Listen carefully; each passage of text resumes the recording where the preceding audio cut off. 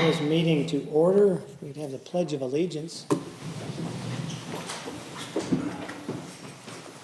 I pledge Allegiance to the flag of the United States of America and to the republic for which it stands, one nation, under God, indivisible, with liberty and justice for all. We'll call the meeting to order. Everybody's got their microphones on there.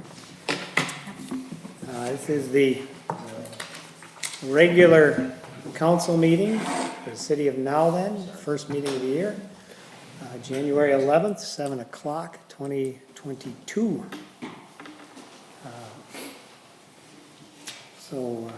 Frank, would you please call roll? Certainly. Mayor Pilon? Here. Councilmember Alders? Here. I'm sorry, Councilmember Alders. Oh, you got it. Councilmember Blake? Here. Councilmember Greenberg? Here. Councilmember Rainville? Present. All right, so we're going to approve the agenda, and I would like to add a couple of things. Chief Schmidt sent out a memo to the council, and I would like to have that read and added into the minutes since he can't be here tonight. So under fire department, we would add his memo. And if, Frank, I know you were busy today. If you don't have it, I did have a copy here that I can read into the minutes.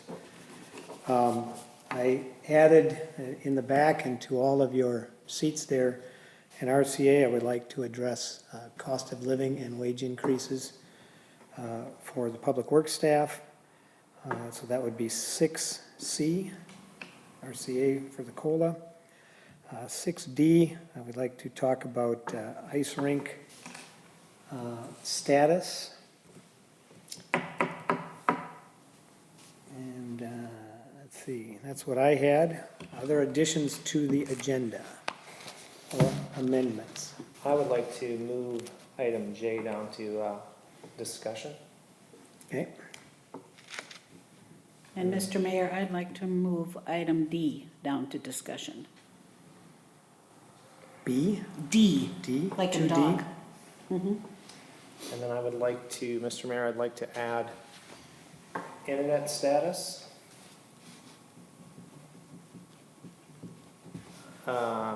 Day-to-day operations with Frank and the team and how that's going.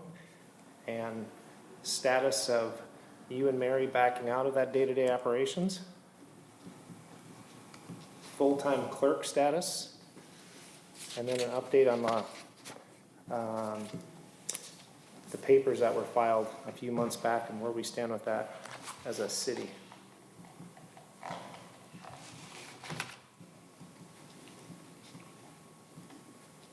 Councilmember Alders, could you please repeat that? I didn't get everything that you said, so. So it's I what got internet? It's what I submitted last week on Thursday and Friday and Monday. So status on the internet, status on day-to-day operations, and what's the timetable for Frank and the team to stand on their own, status of a full-time clerk, and then our lawsuit status.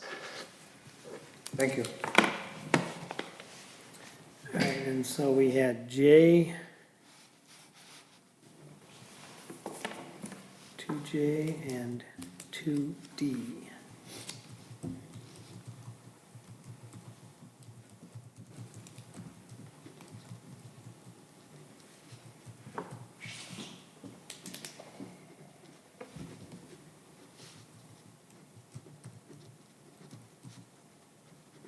Are there any other changes?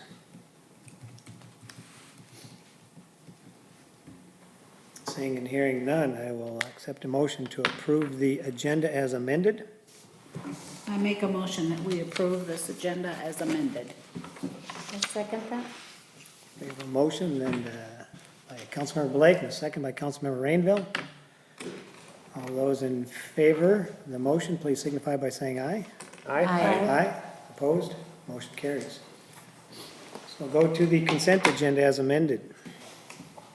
Item A is approval of city council meeting minutes, regular and special city council meeting minutes from meeting for December 14th and special city council meeting of December 22nd. Approval of claims dated December 15th, 2021 through January 7th, 2022. approval of resolution 2022-01, appointing city responsible authority. Item E, approval of resolution 2022-02, related to documents approving participation in the opioid litigation settlement. Item F, approval of resolution 2022-03, approving annual appointments and official appointments to commissions, committees, local government authorities, and official designation for 2022. Item G, approval of ordinance process for tobacco sales violations.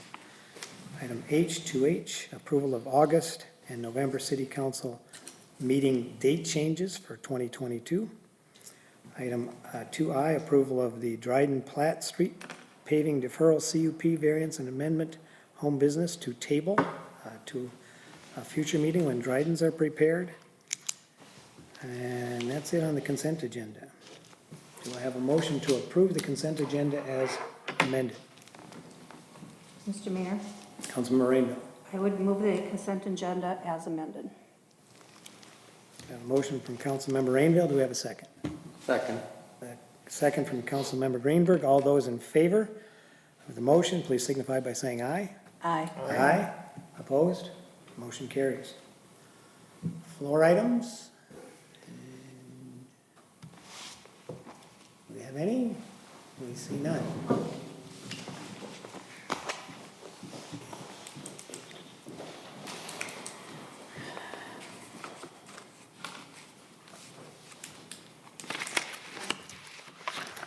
All right, no floor items for record.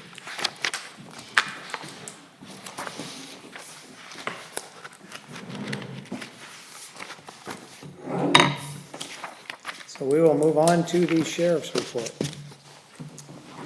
All right. Well, good evening again, everyone.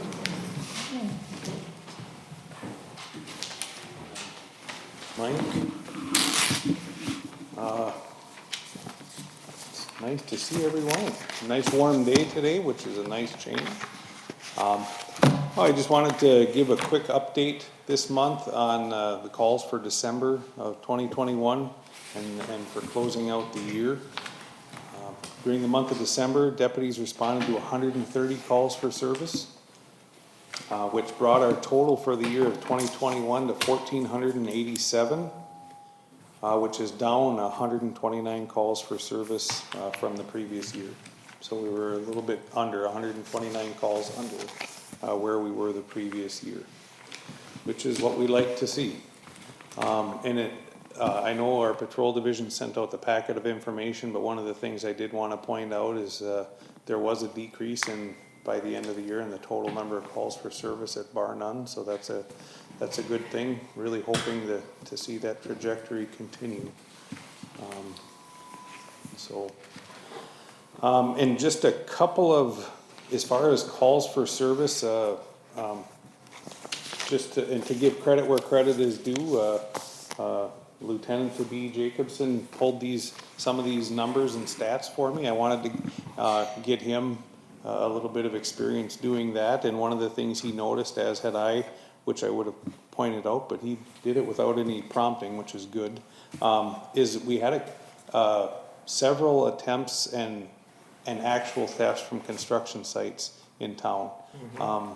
That had kind of gone away for a while. We hadn't seen it as bad, even as a whole in the county, but this last month we saw an uptick around the county as well as here in town.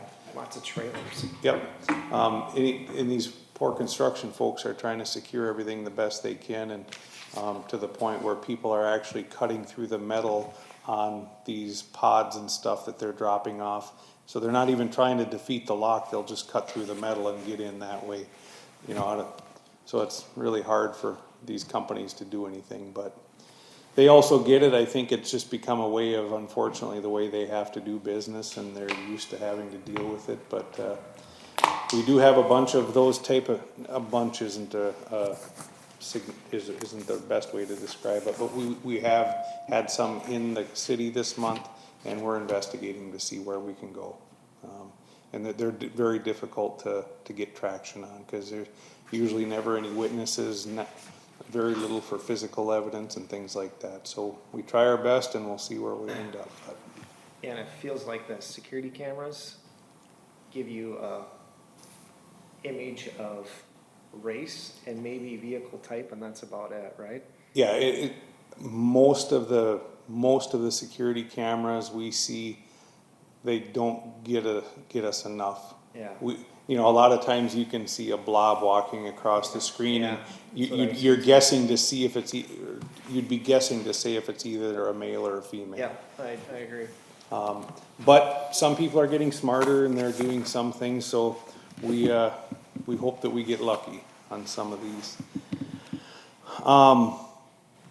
I wanted to follow up with the council. We had talked with the contract expansion coming this year. I was asked by the council to start working with the fire department to try to find room at the fire station for our personnel and a vehicle. So when we start that contract, maybe we can have that dedicated person here with the car here.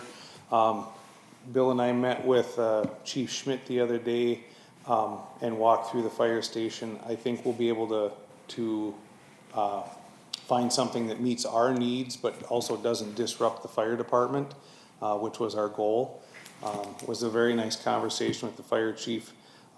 And what I've done is I've turned that project over to Bill, and he's gonna work with our patrol division and one of the lieutenants who they actually oversee the deputies that are out on the street doing the work to make sure that their needs get met, but we don't infringe on disrupting things and stuff for the fire department.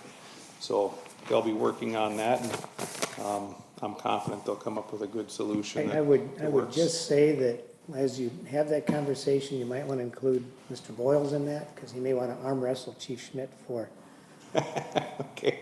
whether that makes more sense in the fire station or at the city offices. And just so you know, we don't have it doesn't really matter to us. We're just looking for a home. We're not trying to get. Yeah, no, and I'm not saying it matters tremendously. It's just if we get more vehicles in there and it becomes a challenge, there are two options. One is, the maintenance facility, and the offices there, which also puts the officers back in the business park. Certainly, we originally thought public safety with public safety, so I think it just behooves us to say, long-term, with what equipment we have, which makes more sense. Well, At least have the discussion, so. certainly, Mr. Mayor, we'd be glad to stop by City Hall and take a walk through, because if it makes more sense to the city, like I said, we're willing to go wherever. Fire department or maintenance department or somewhere else doesn't really matter to us. I've had one of your deputies say he'd like to do it at his house here in town, so. Well, that's why you get to talk to us, so we don't have unfortunate things like that. And the effective date on that is when? July 1st. Okay. So we're just trying to keep things moving so we don't run up against a deadline. And I also wanted to, actually what we'll do is we'll contact Mr. Boyles and set something up to take a look at the maintenance side as well and maybe see what we can look at there. And then we can actually leave it up to the council and staff as to where they want us. It's, as long as we can get that. And included in that is the branding of the car that says NowThen on it, right? Yep, that'll be in the graphics. Perfect. As far as, this is just strictly informational, and I don't know what it will come to fruition, or if it will come to fruition, but with some of the things we're seeing in the profession right now, through labor negotiations and contract stuff, there's potential for there to be wage increases for licensed staff in our organization. And I'm merely bringing that up to the council as we move forward.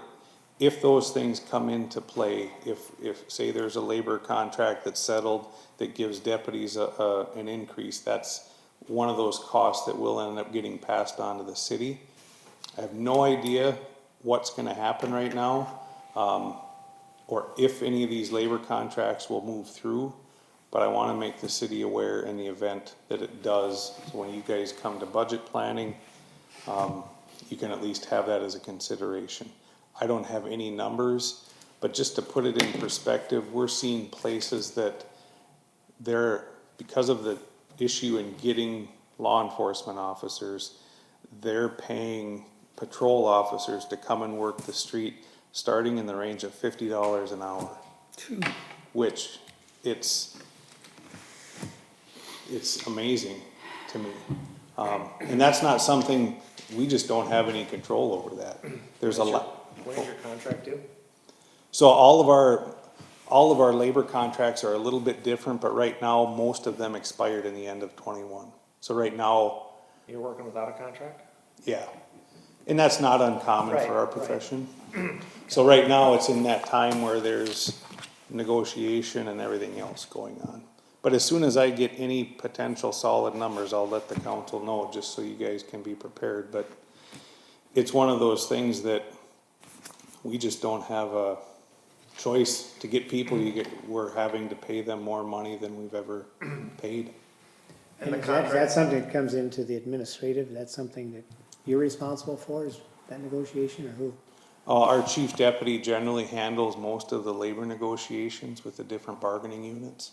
And our contract for this year is set. But Yep, this will- yeah, this so will- that doesn't change Could anything. tremendously impact next year. Yes. And I'm just trying to be one of those guys and give you guys as much information ahead of time as possible. Cause that's one of those actual costs that the sheriff would end up passing on. so we're locked in for 22, it would be a 23 impact? Yeah, yep. Okay.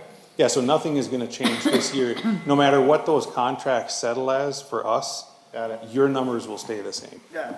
So Frank, you're making note of that for our I am. discussions? Thank you. Yes, ma'am. And then the last thing I wanted to mention, tonight was, just so you guys know, I think I mentioned a couple of months ago that, the sheriff has asked me to be the project manager on our new jail facility. He also told me it was a potential, he was gonna remove me from my role as a liaison because of the duties he thinks that's going to entail. And that actually has come to fruition.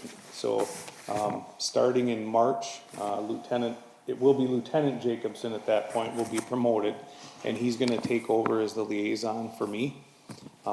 But the nice thing is, I'm not really going away.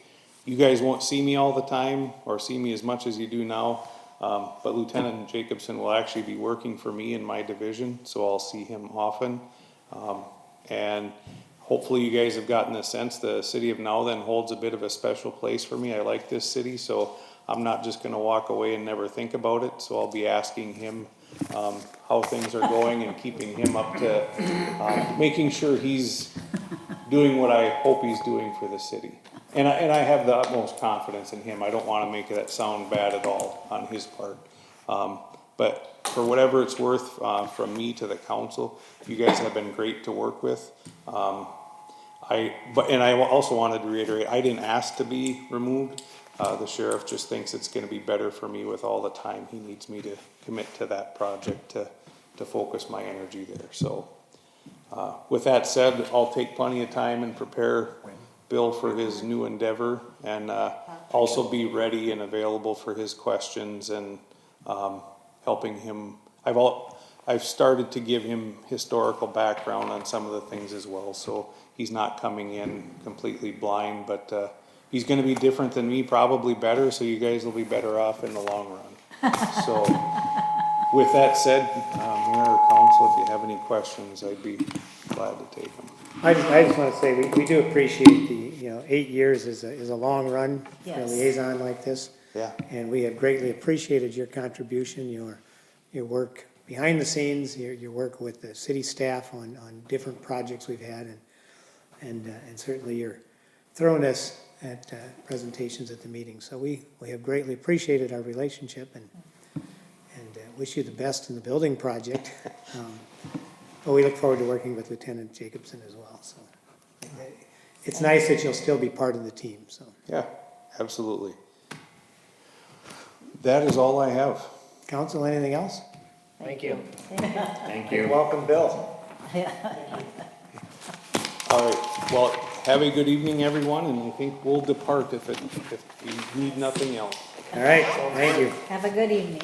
Have a good night, and I'll turn this mic off unless you think you're gonna need it. No, Good night, everyone. good night.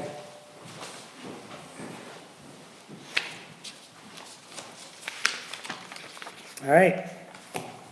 First 5, engineering. Approval of proposed process to prepare a 5-year capital improvement program for 2022 through 2026. We've got before us a request for council action from the interim city administrator. In years past, we've had discussions at our budget meetings about the capital plan and its timing and what should be on it, and we've had a little confusion at our budget meetings, what Shane was gonna be doing and what staff was gonna be doing and when it was gonna be done. So it looks like, as part of that process, normally these things are discussed in the March to April timeframe. It looks like Frank has presented a plan here. Has anybody had a chance to read the request for council action? And does anybody have any questions for Frank before we discuss it further? Well, I'm confused. Councilmember Blake. Oh, I'm sorry, Mr. Mayor. Councilmember Blake, go ahead. This before was something we all worked on together, and now we're suggesting we just have a subcommittee to bring back to the council. Is that what you're saying? Or he's saying What I'm reading here, and I'll let Frank speak to it. In the past, we haven't actually addressed the capital plan in a timely fashion. So last year, we attempted it during the budget cycle in July, but it was a little late to actually have research done at that time. And I remember asking about the road project, and it was like, well, Shane's taking care of that, but nobody had talked to Shane about that. So what I'm reading here, and Frank, you're gonna have to explain it more thoroughly, but the idea here is to start with a subcommittee to put the structure in place and then bring the questions back to the council. But this would be, how do you gather the information together and put some structure to it beforehand so the council has something before them to actually discuss come the April timeframe.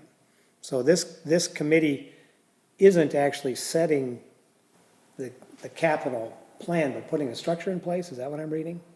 Maybe you can explain it more Sure. accurately. Mayor, members of the council, there are two primary planning tools that cities, even townships have, cities more so. One is your operating budget. That's an annual short-term budget. Operating is the key word. What that does is finance the people and the materials, et cetera, that you need to keep the city going. In a longer term, you've got the capital improvement program. These two pieces interlock with one another, actually. The idea of a capital improvement program is to have financial planning, of course, for your roads, for your parks, for your buildings, and for your mobile equipment. The idea here was to take baby steps, okay? And the baby steps would go something like this. The subcommittee would be put together, a couple of council members was the thought, but that's up to the council. And that group would put together kind of a Gantt chart, which would be composed of some questions. Exactly what do you want to have included in your capital improvement program? What's not important to you? You don't have to, capital improvement programs don't have to be identical from city to city. So the idea was to put together the Gantt chart, which tells you kind of, or at least proposes, this is how we'd start, asking a series of questions to learn more about what the council wants in the capital improvement program. And then the next step is who is going to help us, if anybody? Or do we just, is it amongst ourselves, that is the staff and the city council, to put the data together? And then what do you want it to look like? And how do you want it to integrate with other municipalities, et cetera, the county? Oftentimes the county is the one with the big money, and so we want to dovetail our financial plans with theirs so we can get some financial leverage. The long and the short of it is really, the intent here is to make this a team game. It would start with a smaller team, a nucleus, if you will. If you don't want to do it that way, we certainly don't. It could be the entire city council. That gives us more resources. It's a little less flexible, if you will, just trying to get 5 people together as opposed to 2. But the idea was to take it step at a time, not necessarily rush into this. Ideally, we would already have one done, right? And ideally, we would already have gone out to bids, because the later you go out to bids, the less likely you're going to get a good bid, because their stomach's full by the time you're out there in September-ish. But it seems to me we have to take the first steps to build the capital improvement program. I would say that there are some things that can be done. I think you've got some street projects in mind that could happen in the very short term.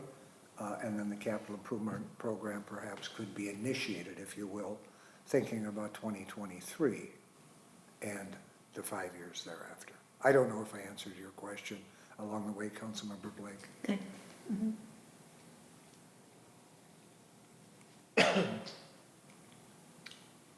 Any other questions for Mr. Boyles? Mr. Mayor, Councilmember Alders? so when we put together the 2022 plan, there's capital items in there. It feels like, I mean, I'm fine to do this with, my name's on here, I'm fine to do it as a subcommittee, but it feels like I look at it as step 1 should be, what is the capital that we have identified for 2022, and do we have bids and a process and a project plan to get that money spent, executed, to deliver those capital projects? Because Mary had some great improvements she wanted to make to some of the buildings. Joel had some great improvements he wanted to make to some of the parks. There were some projects around roads and we needed some research on, hey, are we gonna do a thin lift? Are we gonna do a mill and fill? What is the pluses and minuses? So I think this is great. I think the step ahead of that should be, should we have a workshop, or is it a team of 2 or whatever to look at what we put in the budget for 2022, and do we have a project plan and people that can support executing those capital items? Because if there's something associated with the buildings, I would tell you that I would put Mary in charge of those. If it's something related to what we want to do with the facilities and some of the courts, Joel has a passion for that. I would let him work with you, but so that I want to make sure that we can at least execute our 2022 capital plan, because I don't know that we've done a great job in all cases of saying, hey, we had this money and we got to November and then it's too late, or we're like rushing and we're trying to make this decision on the 11th hour to try to get this thing in before the end of the year. So my vote is, or my opinion is, step 1 should be, let's put the team together, whether it's a workshop or however you guys want to do it, to make sure we can execute 2022, and then a follow-up, if it's a workshop or team of 2, however you want to do it, to say, okay, we've got 2022 is in the bank, we've got that handled. Now for 23, 4, 5, and 6, what does the equipment need? What does the road need? What are the facility needs?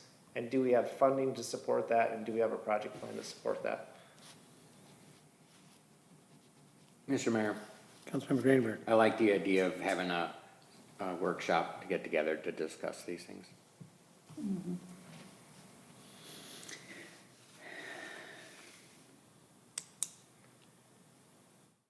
Meaning you want the whole council to discuss, as Councilmember Alders was saying, the 2022 or the total 5-year?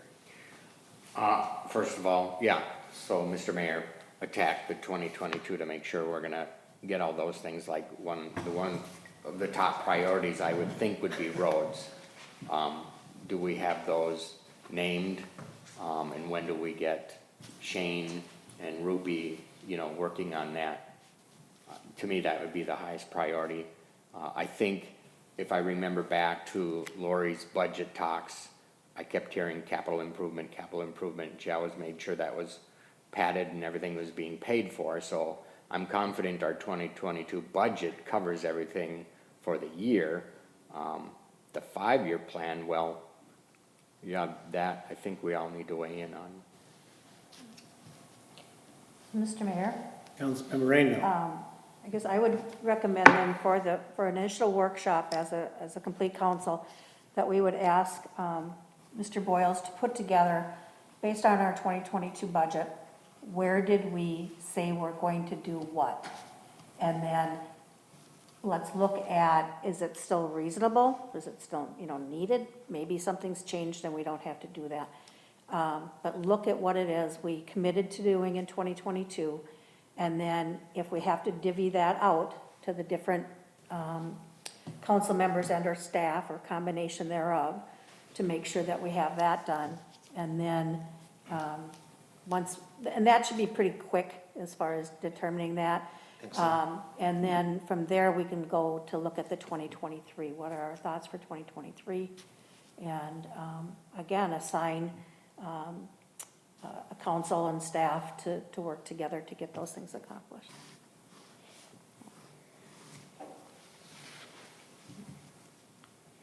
All right, so what I'm hearing is, let's take a look at 2022. Mr. Mayor, Oh, I'm sorry. Would it please the council, I kind of like to start the team concept on exactly what you've said, but perhaps have the two of you work together with me. I don't have any history here, okay? I don't have anything I can look back at. I certainly can look at the budget, but the budget will tell you only so much. Same function, just utilizing a team of a couple of council members and staff, if that's acceptable. Maybe there was something I didn't hear. So you want a team of 2 to work with you to come Yes. up with, hey, here's what we said we were gonna spend in 2022 and what those Exactly. capital projects were and how much we Yep. had. Because you guys can tell me, you We'll help can, you you can set- look at minutes and We'll help you not, set the agenda. pardon? We'll help you do the prep work. Okay. That's what we want. That's what you were asking, right? Actually, I was asking more. I was asking for you to participate with me, at least the shove off, if you know what I mean? Because it's important that the staff and the council are in sync on this. I mean, I don't want to come to you and you go, why did you waste my time with this? You prioritize parks first, Boyles, and it's really streets, as Councilmember Greenberg said. That's an example. Yeah, I understand.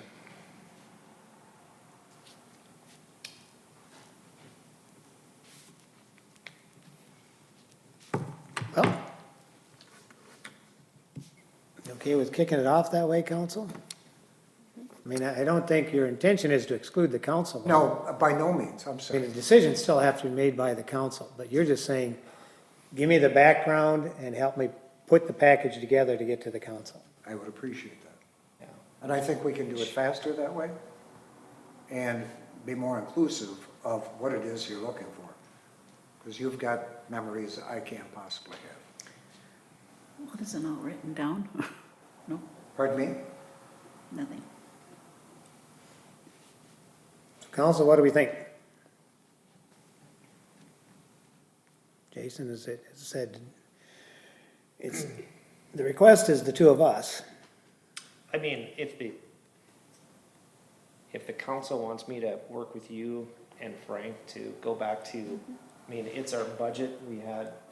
There's a parks budget, there's a roads budget, there's an equipment budget.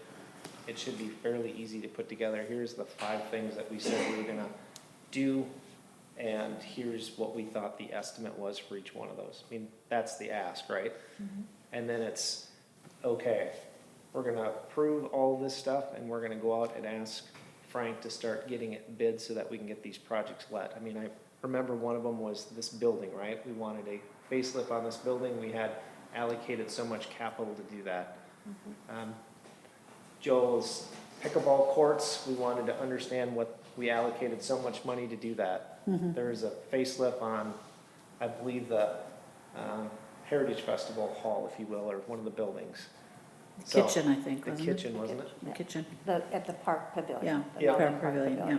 So, and then there was some money earmarked for roads and bridges, and then the equipment, beyond the fire truck, there's some maintenance vehicles that we wanted to look at. So, if that's the ask, I'm more than willing to pull up that information and say, here's what we said. I appreciate it. Mr. Mayor, Councilmember Greenberg. I think that's a great idea. And I think the highest priority, in my opinion, is what are we gonna do with roads? Because of the time sensitivity. Do we have those earmarked, what we're gonna do this year? You know, I'm not certain that, you know, what Shane presented, how it fit into the plan, but I think that's part of the discussion we have to have. Does Shane understand how he fits in with the staff in presenting those things? It does seem like Shane's kind of waiting for us, and then last year, Lori Yeager kind of put it to him, what are you gonna do for roads? And he kind of threw it, well, let's do the commercial district, and then that discussion came up, do we assess the same in the commercial district or do residential? Well, don't know, because we've never done it. So other questions started coming up and it just kind of faded away. So I think whatever we had for roads, some of it was city parking lots and city streets. You know, like this is a city street here, there's no residents on it. The other ones were commercial, and I think the question that had to be asked is how are we gonna fund that? Because it's gonna be different if we don't have the normal residential assessment. The other thing that came up late last year is once we found out that we weren't anywhere close to the 5,000 residents, that roads we intended to wait a couple of years on, because we would have state funding, looks like we're gonna wait a lot longer on It's that. not gonna happen, right? So I think that there is some more discussion that has to be, we didn't leave it complete enough last fall to step right into it now. We don't have a project ready to go. So, but, as Frank said, he has none of that history, so we have to say, here's what we were discussing, here's what works with that, and here's what doesn't work with that, and then set this thing up again, so the council can make a So, decision. Mr. Mayor? Councilmember Alders. So I think I've got, in my mind, I've got pretty good clarity on what we want to do facilities, what we want to do park improvements, what we want to do equipment-wise. When it comes to roads, we have like a bucket of money allocated, and we don't have a plan on, is it over here, is it XYZ road, you know, so I think that's a discussion where maybe we can bring here's the amount of money that we got. I think the next step would be to pull Shane back into that and say, okay, what's the right venue, knowing what we know now for population? And, because I believe it was, Lori asked Shane on, hey, what do we think a plan is? And Shane's, I believe his response was, well, the roads are all in that 20, 25 year plus time frame. They all can be redone, so pick one type of thing. And Yeah. so it's gonna be ultimately up to us which one we pick, but we need some help and guidance. And then is it chip seal, is it overlay, micro overlay, or what's the process, and what do we think that costs per mile? And then we go from there. I think the other thing that came up for the first time last fall was Shane saying, if you're going to do overlays, if you're gonna do some of these other sealant types, micro seal, that's impacted by the crack sealing. You don't wanna be doing crack sealing the year before you do that. Right. So we also have to coordinate that With our crack maintenance team. So how do we make sure that we're not planning to overlay something that just got crack sealed and therefore defeats the purpose? Exactly. So I do think that while we have general numbers in mind, I think it would help Frank get up to speed to say, then he can sit with Joe and Shane and Bob and sit down and say, okay, now I have a general idea, we can start putting some numbers together and bring them back to the council. Yeah, Okay. that's Mr. better. Mayor? Just a point of information, since we were bandying Shane's name around. I asked Shane to put together this agenda item. That was the news. He put together an item for me. It actually was a full street CIP. But that's all it was. And to me, it's at least those four elements. Now, granted, the streets, transportation systems are critical. And the other thing is that, you're right, every one of the streets fell into a category of replacement. Yeah. So it's not anything. He put some dates on it, but we have to have some criteria, it strikes me. Some of those may be political, some of them are financial, some of the roadway condition. I mean, there's a variety of elements. So I said, Shane, do you mind? I'd just like to start at the beginning. And I think exactly what you're talking about, 2022, is starting at the beginning. We don't lose a year as we're trying to plan for the 5 years in the future. Yeah, because we can easily put a weighted decision matrix that are just, like you said, cost, drivability, cars per day, you know, something on there. So we can understand biggest bang for the buck and go from there. Well, and then, obviously, the funding issue, because we haven't talked about doing city projects without assessment, or if there's gonna be any different assessment on commercial districts that don't have that have bigger frontage. They don't have the Right. same tax, yeah, but it's a different tax base, right? Yeah. So it begs a little discussion, and I appreciate Frank saying maybe we can do it on a smaller scale, and then bring that to the council for a decision, because the council still ultimately has to authorize the money.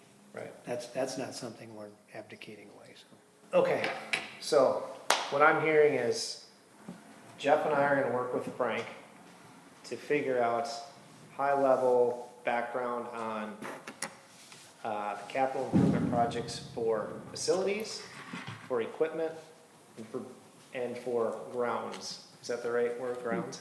Parks? Parks. Yeah, park- you're probably park- right. park grounds. And then we will just bring And to, roads. well, we'll just bring to the team what the road budget is. But I almost believe there's gonna have to be a secondary workshop to get the road plan figured out. Cause we aren't gonna be able to come back in a month and say, we're doing these 3 or 4 roads. I think it's another workshop with some involvement with Shane and some, Right. you know, he's gotta prioritize it, you know. If everything's a priority, nothing's a priority, right? So he's gotta come up with some weighted metrics that says, hey, in my engineering opinion, it should be, here's the priority, or we give him some criteria to use to sort it. Sure. Based on Jeff's, Mr. Mayor? So, I'm sorry, I think I did cut you off. nope, you're good. Okay. How much activity do you have in approving your budget annually? You had 4 different workshops, right? This capital improvement program is much bigger than your budget, because it's 5 years, obviously.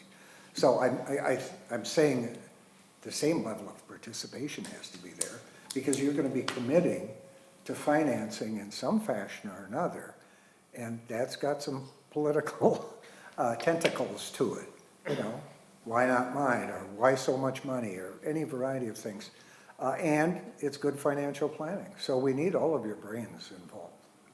Yeah, what I'm proposing to start with is we get 2022 kicked off, because I don't know that as a team, we've had a good solid plan in the past to execute what we say we were gonna execute. And Perfect. I wanna execute what we say we're gonna execute in 2022, and then I think we can start, I think Joel's correct that from the roads and transportation and bridges, that probably has the most impact from a financial standpoint on the 5-year plan. So that would be the next priority, and then we can circle back after that and say, what's the 5-year plan after that for, if it's facilities, equipment, and park and recs.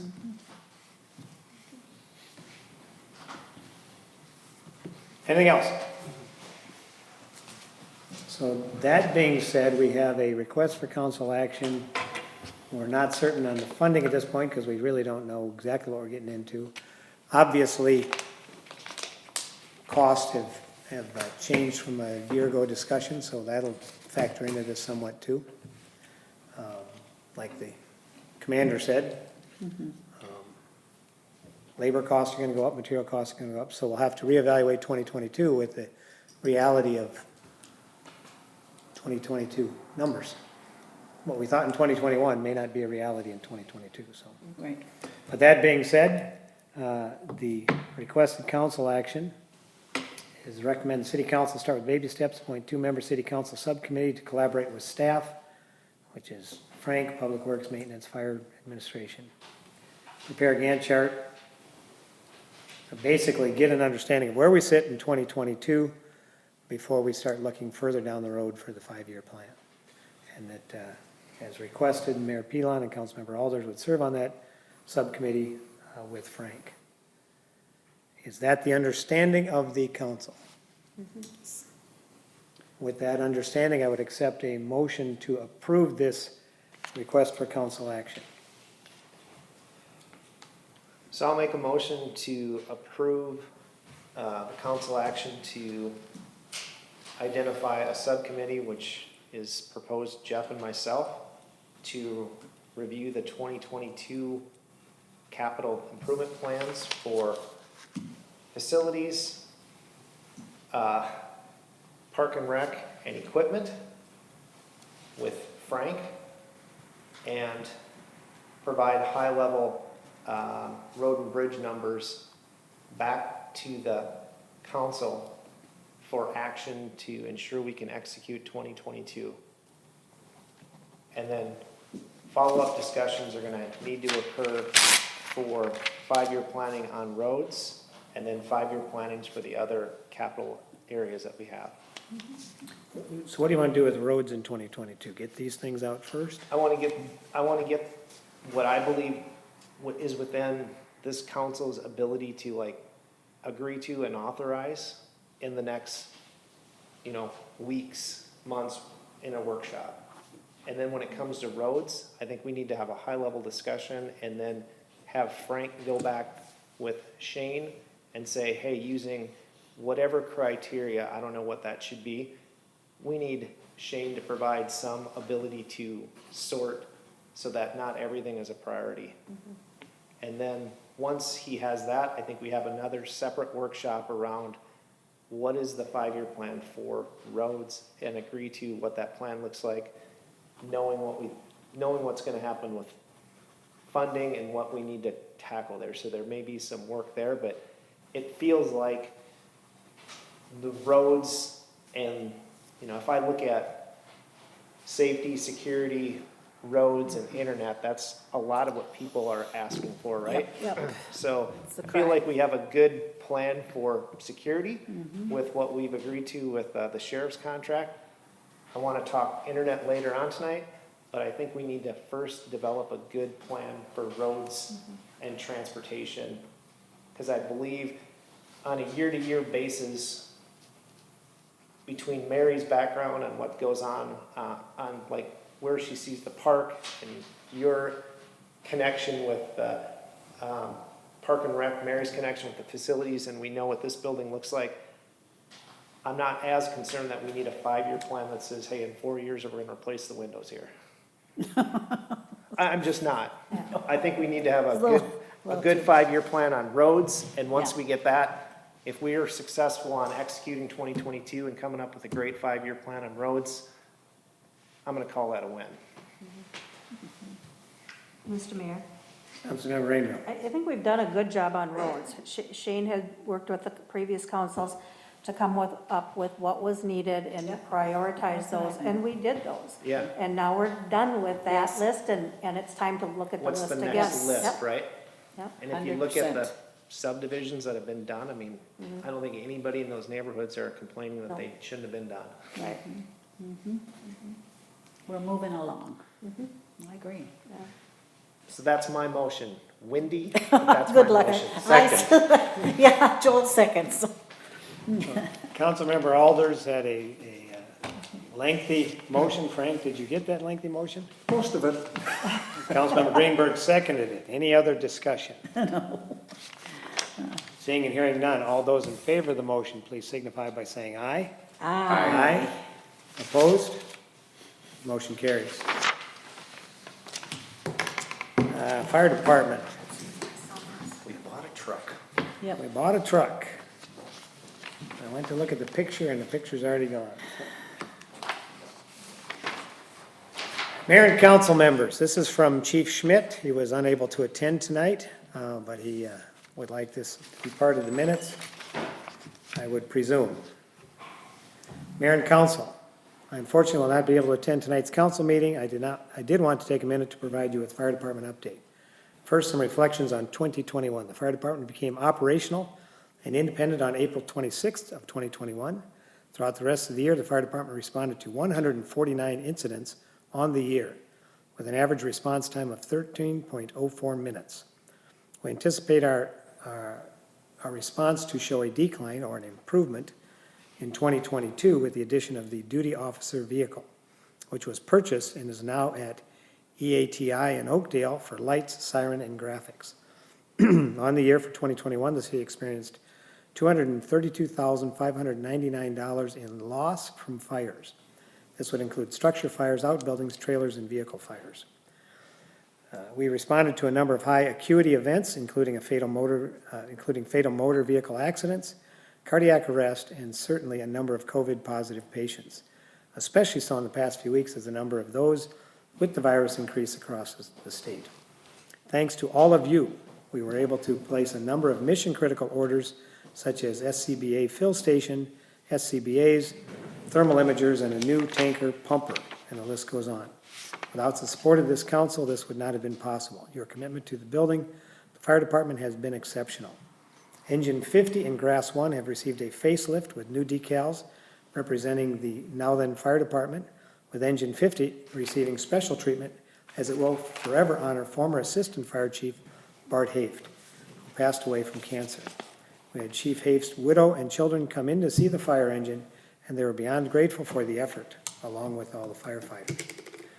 The work is far from over. 2022 will bring continued growth, including but not limited to establishing the pension program for the firefighters, the municipal well, emergency operations planning and updates, delivery of the new tanker pumper, hiring of officer staff, including assistant chief and captains, another round of hiring of new recruits, and refining processes, and much more.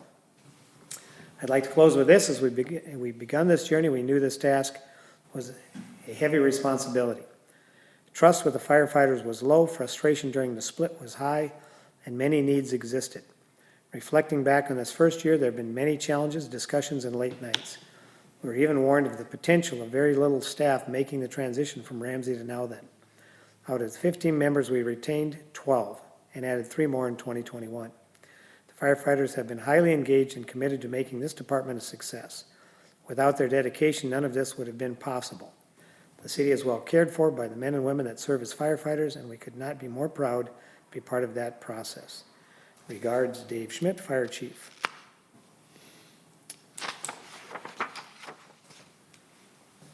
Any comments on that? We do greatly appreciate the work. I've heard repeated positive things. The Sheriff Commander again tonight said how encouraging it's been working with the fire department. He and Lieutenant Jacobson have had meetings, been having meetings with the fire chief and assistant chief, and they're very pleased with how it's been going. I've heard nothing but positive reports myself. So. All right. On to the next item, Upper Rum River Watershed Management Organization Joint Powers Agreement. Councilmember Greenberg, you are up. You are up, my man. Please tell us what we're getting for this. Mr. Mayor, Councilmember Greenberg. so basically the documentation that you received was an update to the joint powers agreement between the cities to get them current with state statutes. So it wasn't new information, it wasn't changing the JPA, it wasn't, sideways information. It's basically URRWMO 2.0, an upgrade, so to speak.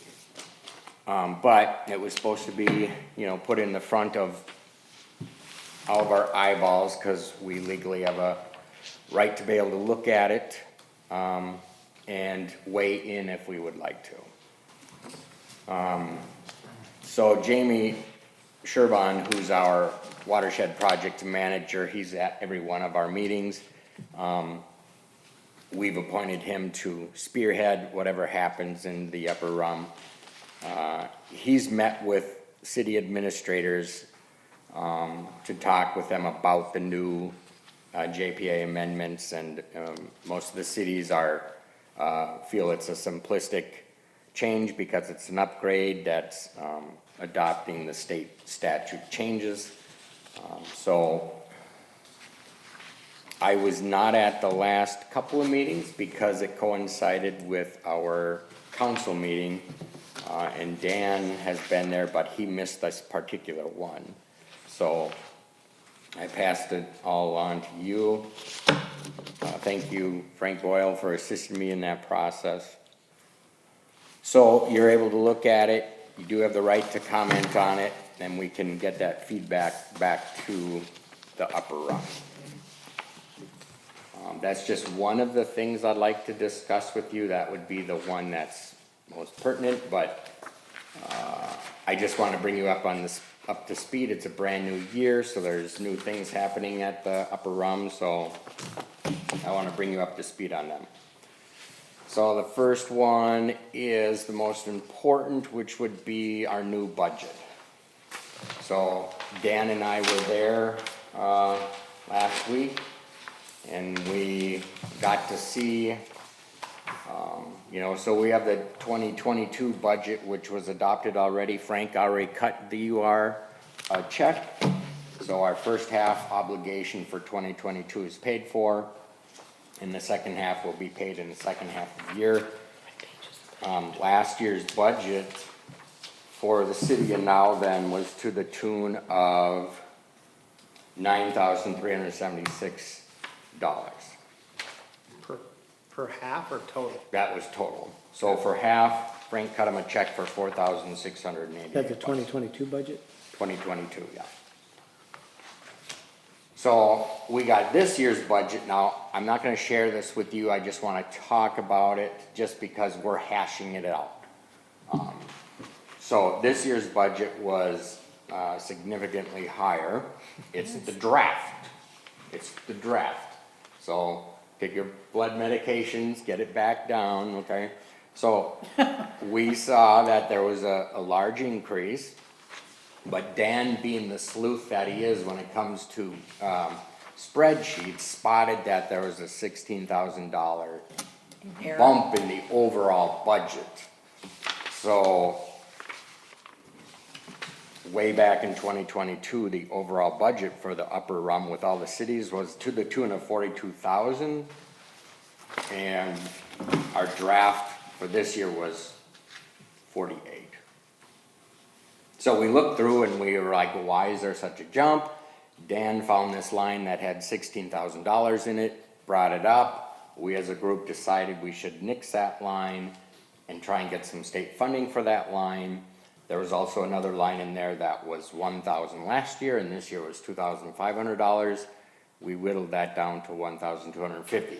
That being said, now it's more in line of what we had with the 2022. So that extra $16,000, we've kind of taken care of that. So there will be a slight increase. We're gonna be working on the budget going forward. It has to be eventually approved in, I believe, June. So as Dan and I meet with the upper rung, we'll continue to talk about the budget and continue to hammer away at it, much like we do here. So I'm just giving you an update just on that budget aspect. One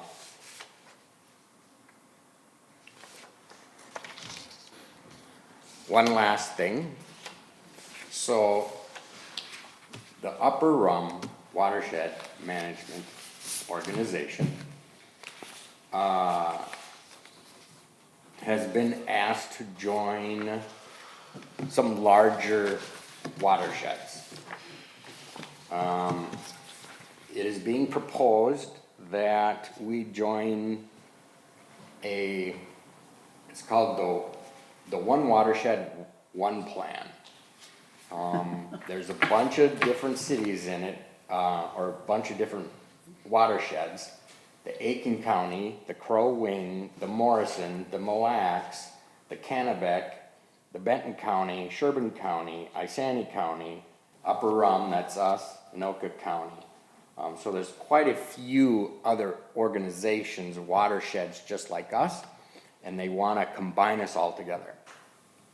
Of course, whenever I see political entities getting together, exactly what I'm thinking there, elders, is it usually means an increase in money somewhere, someplace. Right. So, coupled with this, and it's moving forward, and the cities are planning on it, and they're voting on it, and it'll be coming before us to join this organization. It has been told to us, I mean, I point blank asked Jamie Sturban, I asked him, what is our cost? I mean, we're forming this, what's this gonna cost us? He told me at this point, we are a recommending body. We get information, we get grants, and then we are gonna earmark where that money goes. So we ourselves are not gonna have a budget to operate on. We get grants, and we determine where those grants go, on how they're gonna be spent. For example, some of the ideas being proposed for this new entity, restoring impaired water bodies. 5% reduction in phosphorus and solids in the rum.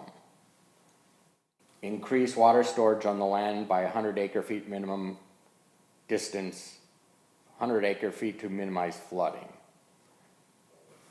In the rum, fix 30 failing septics.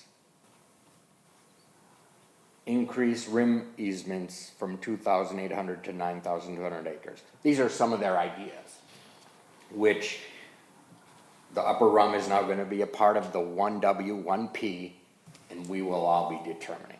So this is just to give you an overview, because this is a change.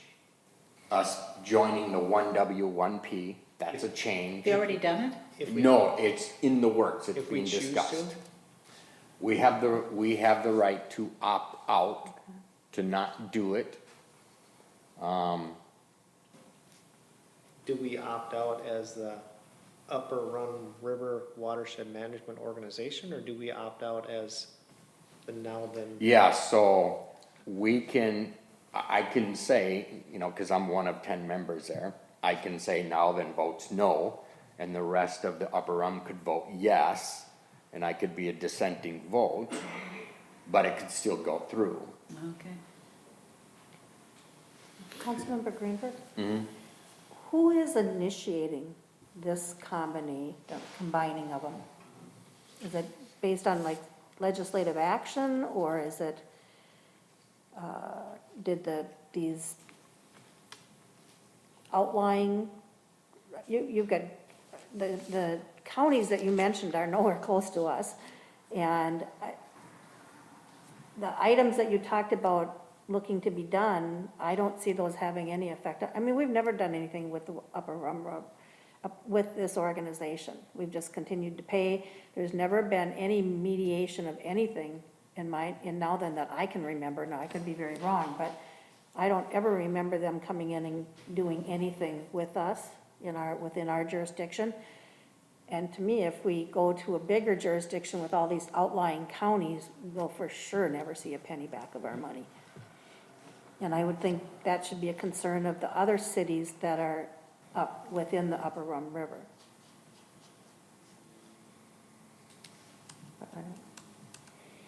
Again, it'd be interesting to know who's pushing this Yeah. effort to join us all together. Mr. Mayor? Councilmember I'm Greenberg. not quite sure, but one of the words that gets floated a lot is Bowser, BWSR. I can't remember what the acronym stands for, but basically they're the ones that, whenever we get dictation from above, I don't know how else to put it, they're usually the entity that's making sure we abide by certain requirements, which tend to grow, you know, their environmental in nature, their water in nature, their, you know, conservation in nature, and they tend to expand. So I see this as part of that expansion process. Bluntly put, the Upper Rum does its best to stay within budgets and to, try and make it as reasonable for the cities as possible. All of us do.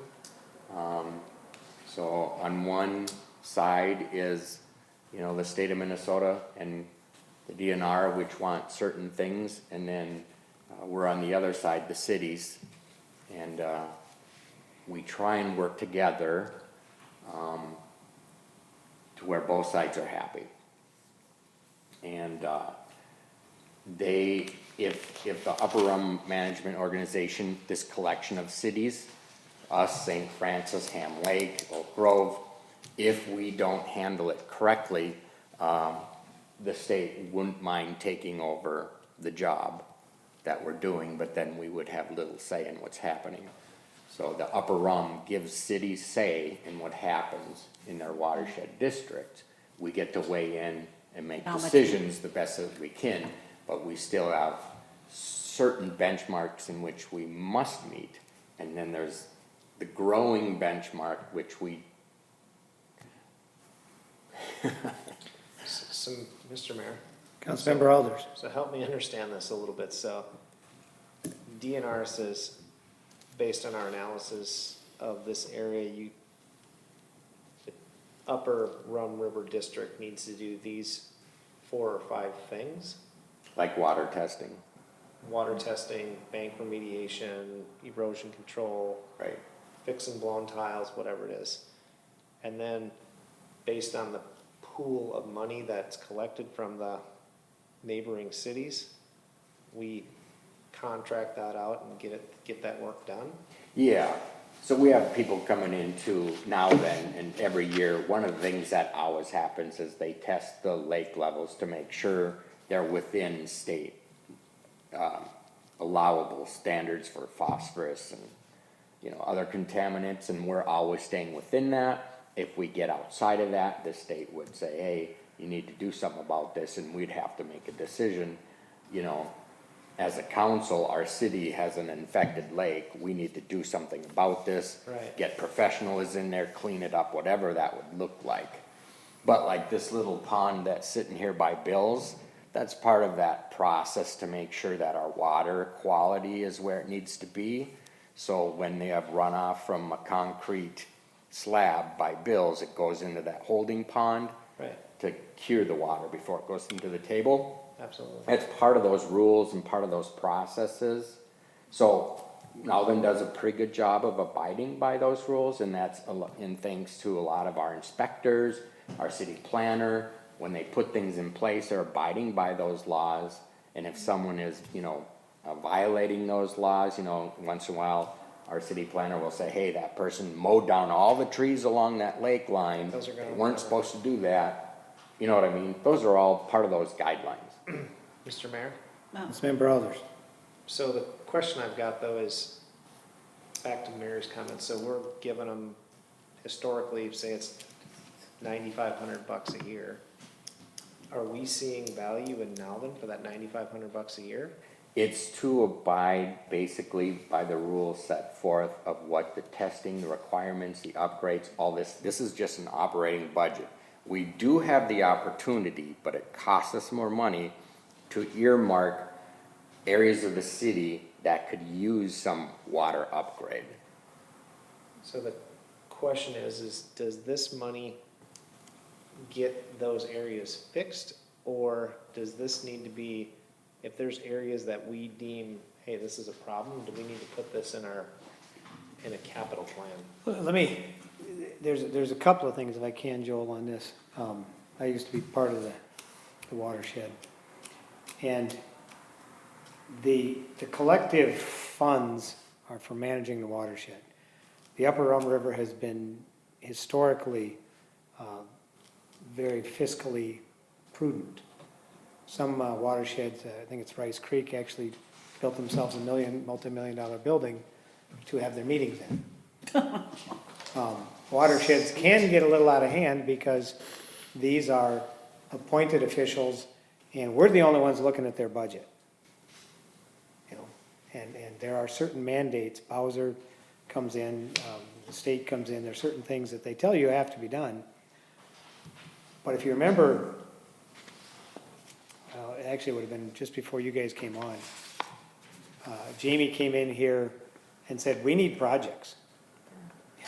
We've got grant money here, we've got money to spend, we need projects. What do you got for projects in NowThen? Come up with projects. And I remember Mr. Darris was quite upset saying, you're looking to spend money. He's just saying, find something to spend this money on because we got money to spend. We said, well, what is there in NowThen to spend this on? One of the things they looked at is impaired waters. We have a stormwater runoff protection plan. You know, we got the SWIP that right now our engineering firm monitors for us, and that's these retention ponds, and they have to monitor every retention pond in town here. And when those get filled, the city has an unfunded mandate to actually excavate whatever contaminants are in there and send it to Illinois or somewhere. It's a very expensive process to clean those up. We haven't got to that point yet where we've monitored our retention ponds and have to do anything with it. We have to make sure that whatever's coming out of those retention ponds doesn't overflow into the water table, into the water system. So the Rum being that river that comes through multiple communities, there's an upper Rum River water management organization and a lower Rum River down in the Anoka area. What happens upstream of us obviously affects what happens as it comes through our communities and what affects downstream of us. And this is what they're trying to watch. In addition, they monitor the lakes and look for impaired waters. Right now, Rogers Lake on our border with Oak Grove and Ramsey is considered an impaired waterway. And so those impaired waters need some kind of residual treatment. And this could be one of the projects they do. It could be, as you say, bank retention along the Rum. It could be broken tiles that are, at one point somebody reversed the tiles going into Twin Lake. And so the runoff that was coming out of farm fields is now going into Twin Lake. Well, Twin Lake's one of the cleanest lakes around. You don't want that to become an impaired water. So how are they checking farm runoff? They're watching that? 'Cause Part again, of for this our is community, supposed to that's an be, issue. It's testing and all that good stuff, right? for part of this is phosphorus. supposed to be what the watershed does, to continue to test those waterways. Okay, The problem is that I see going to a 1W1P or whatever it was, that sounded like a huge organization. And I know even going and wrestling with the 10 cities here, Lake George is one that always has a project going on. And they said, well, it's slightly more impaired than last year. What is slightly more impaired? You know, minuscule amount. Could you tell it if you swam in it, if you ate fish out of it? Is it noticeable to anybody other than a scientist saying, well, we had this many microbes last year and this year we have this many? And we had a difficult time wrestling with some of that with 10 cities. I don't know what you'd have with, what's the organizational structure of this? You know, I was thinking, if you would like, I could send this to Frank and, there's a link to the plan, and I could send you all a link to the plan and you could get more information on it. I think that would be helpful because right now it sounds like it would become a very large organization and our voice might disappear. You know, I know we're one of the bigger contributors in the Upper Rum River just because of the formula that they use. And therefore we have a voice here with you and Dan. I'm just not sure what that new structure looks like and where our voice goes to, and what their current budget is and what it might be going forward. You know, I look at, if Dan hadn't have caught the 16,000 on that spreadsheet in the 2023 budget, we're looking at a lot more money. You know, 42,000 budget to a 48,000 budget. What happens in the larger organization if somebody isn't there to do that same? It'll be interesting if you send it to Frank, because I know, Frank, you're on the watershed down in Fire Lake, Spring Lake Watershed District, yes, ma'am. So you're quite familiar with these types of discussions. Yes, now realize I've only been on there, this is my second year. It's amazing the amount of technical things you have to learn. But yes, generally familiar. We're actually looking at WMO in Scott County, merging the watershed with the WMO. But it's it's a long distance evaluation. I mean, it takes quite some time to see whether or not you're really going to effectuate any more efficiency or more expenditure, or even worse, projects that really should be bigger and better and affect, the kinds of water clarity and quality that you're looking for. For example, alum, that 5% reduction in phosphorus. We've been engaged in placing alum in Spring Lake 2 different times, and I think it's about $333,000 per application. Yeah, Well, and what it does is it grabs the phosphorus and drowns it, basically, brings it down. The water clarity, oh my gosh, like that. But you ask yourself. Don't eat those fish. Oh, yeah, fish are below that, no. But it literally does create a kind of a false bottom. The question is, how long does it last? Because you've got to do it again and again and again over time. But you get great feedback. I'm sorry. Until it gets stirred up. I'm sorry. Until it gets stirred up by. Carbon, and that's a $250,000 a year project that we're doing up there too, going after the carbon. And goldfish. People like to put goldfish in the lake. Mr. Mayor, Councilmember Greenberg. okay, so one last subject, to talk about. So just to say that you'll send that to Frank and he can send it out to us, and so we can go on the site and then develop more intelligent questions. Yeah, Okay?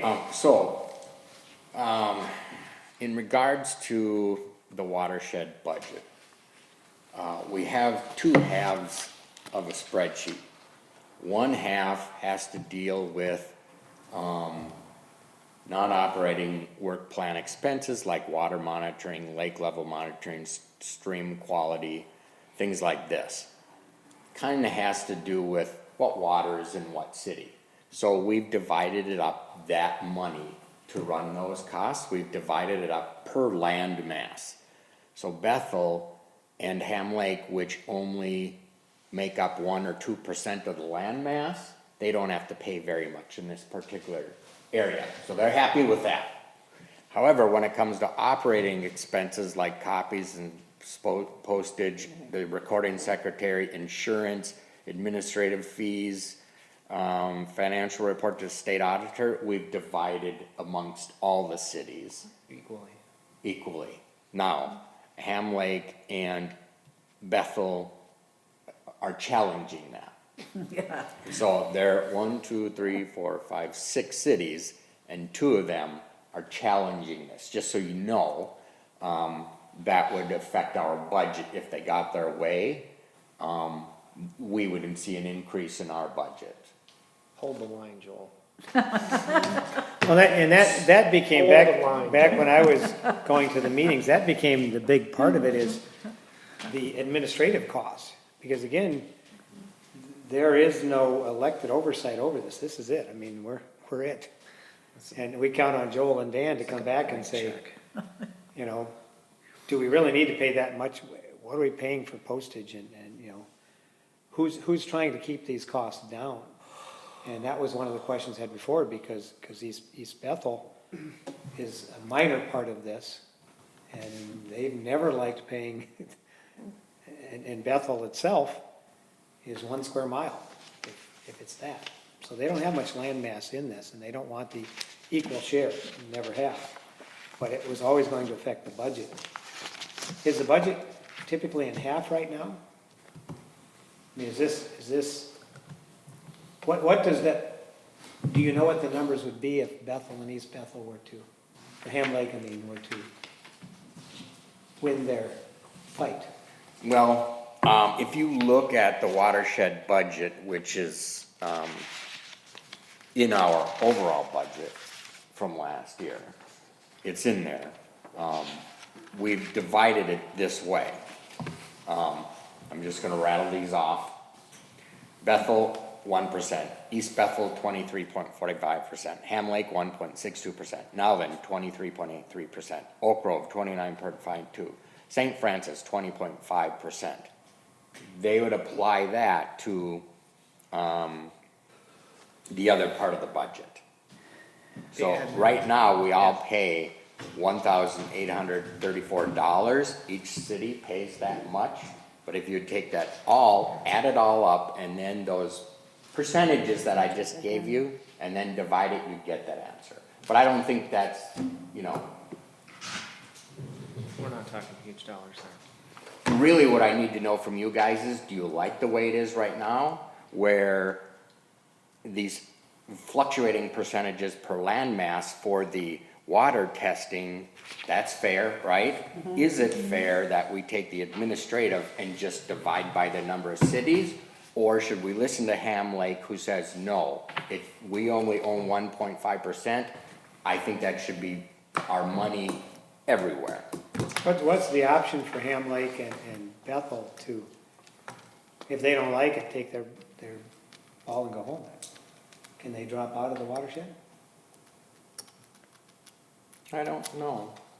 I have Because I a, mean, the consequence is, you either, if I remember right, you either play nice with us and don't make us pay an equal share of the administrative cost, or we're gonna opt out, and then you have to pay everything that we were paying on our smaller portion of the operational cost and the full portion of the operating cost. Do they have that muscle? they certainly don't have the votes. Mr. Mayor? I mean, Councilmember Alders. what I would look at is, I would look at it as you have a variable cost and you have a fixed cost. So your variable cost is, it varies by the amount of water that you're sampling, so that makes sense to me. The fixed costs are your administrative costs that are there, whether you have to sample 1 pond or 100 ponds. So I would advocate that your current model that has your variable cost model for what actually varies, but then, like it or not, you have to send water samples into the state. Somebody has to do that. Now, they may say, well, we only have 1 and you guys have 50. Well, that's all right. You're still paying 1 person to do it. And you know, I understand that every dollar counts. If you're telling me there's 6 cities involved and the administrative cost is $1,000 a city, and they're trying to split that up so that's 1%, I mean, you're $6,000, 1% of $6,000 is $60. I don't know that that makes sense to me. So I would advocate, we have a variable cost model on the length of water that we're sampling, and we have a fixed cost model on, hey, somebody's got to send this in. We can't give you 1% of 1 person. We're going to split it up, and I agree. that would be my opinion. Good feedback. And I'm with Mary on, if you're asking my opinion on, do we conglomerate and all of a sudden get sucked into the Crow River and the Lower Rum and some of the, I feel like we're gonna lose even more control than we have today, and our costs will probably only increase. I can't see that as being a low-cost solution. That's for sure. No, we kind of disappear into, here's your bill. Small fish in Here's a big your bowl. bill, and the crazy part is, what would seem great for this watershed to do would be like, here's the grants and the funding that we can get. Each liaison, go back to your city and understand what projects you do with the grant money that's available, and work it that way too. I mean, if that's a opportunity for improvement on what this team should be helping work on, I mean, that would be great. Mr. Mayor? Councilmember Rainville. But I think too, there are times where the grant is not 100% either. It's a cost share. Yeah. So it might be a 50-50 grant. And I don't think the other cities truly have an opportunity to bow out, because they're still mandated to do all these things. And it will cost them a lot more if they're doing it all on their own. Individually, right? Yeah. Because then they're paying all of the variable and all the fixed by themselves. Yeah. Is this mandated by the state for each person, each city to be part of this? I believe so. Okay. I'm guessing there's, you're Legislative. right, I would believe there's EPA, you know. I think the threat is if you don't play nice, the state will take over and then they'll determine the charges. And That's never good. that's That's never least a good thing. optimal. No, that's gonna be way That's more. definitely not a low-cost solution. All right, anything else for Joel? Joel, anything else for us? Good on the work. Watershed? Keep it up, Joel. You're the right guy for Stay there that and fight the job. fight for it. Make sure you're there on the budget Make it happen. discussions. Yeah, we got our. Make it happen. Anything else? Joel? That's all. All right. All righty.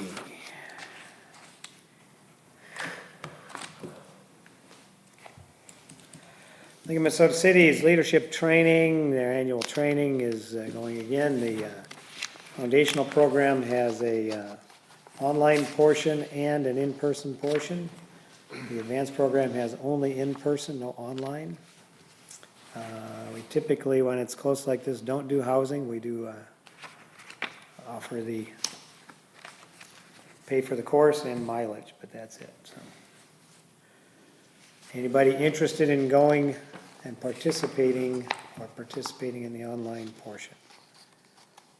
I would like to attend the advanced program.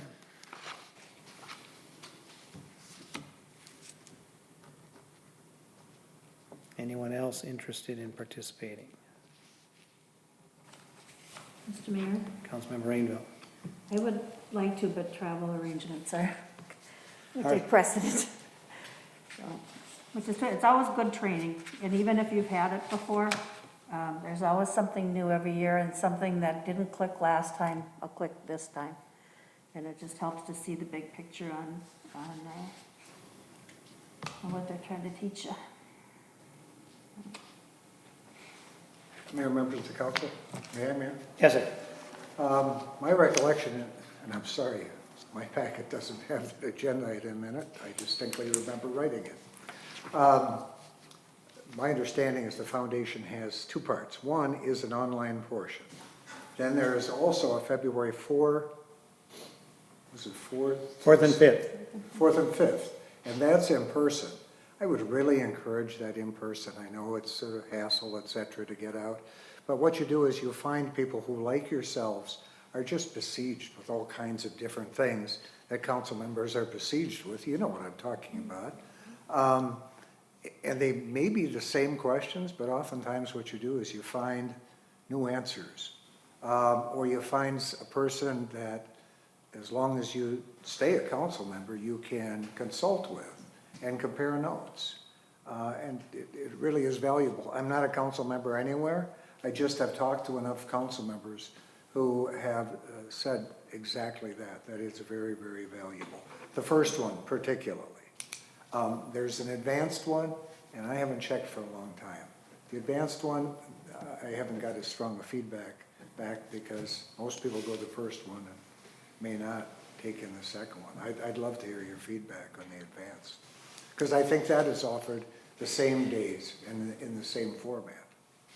It's actually same location. They share the meals together with advanced and foundational. Meals are included. Your policy should be attached there. Yeah. So those things, you know, your costs are covered, except liquor, of course. Obviously, that's a prohibition. Well, I may as well. Joking. But travel, housing, let us make your housing plans for you if you don't mind. I mean, it'll be the same place.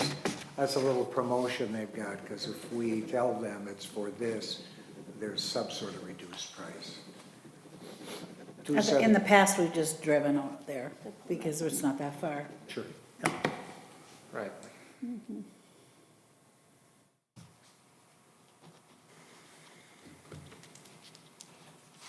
All right, so if people need to check their schedules and see if this fits, but I would for one like to go. Mr.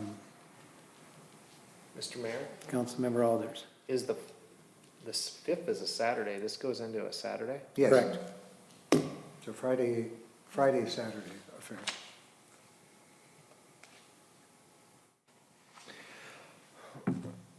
Well, I'm with Mary. I'm out. I'm going to be in Texas.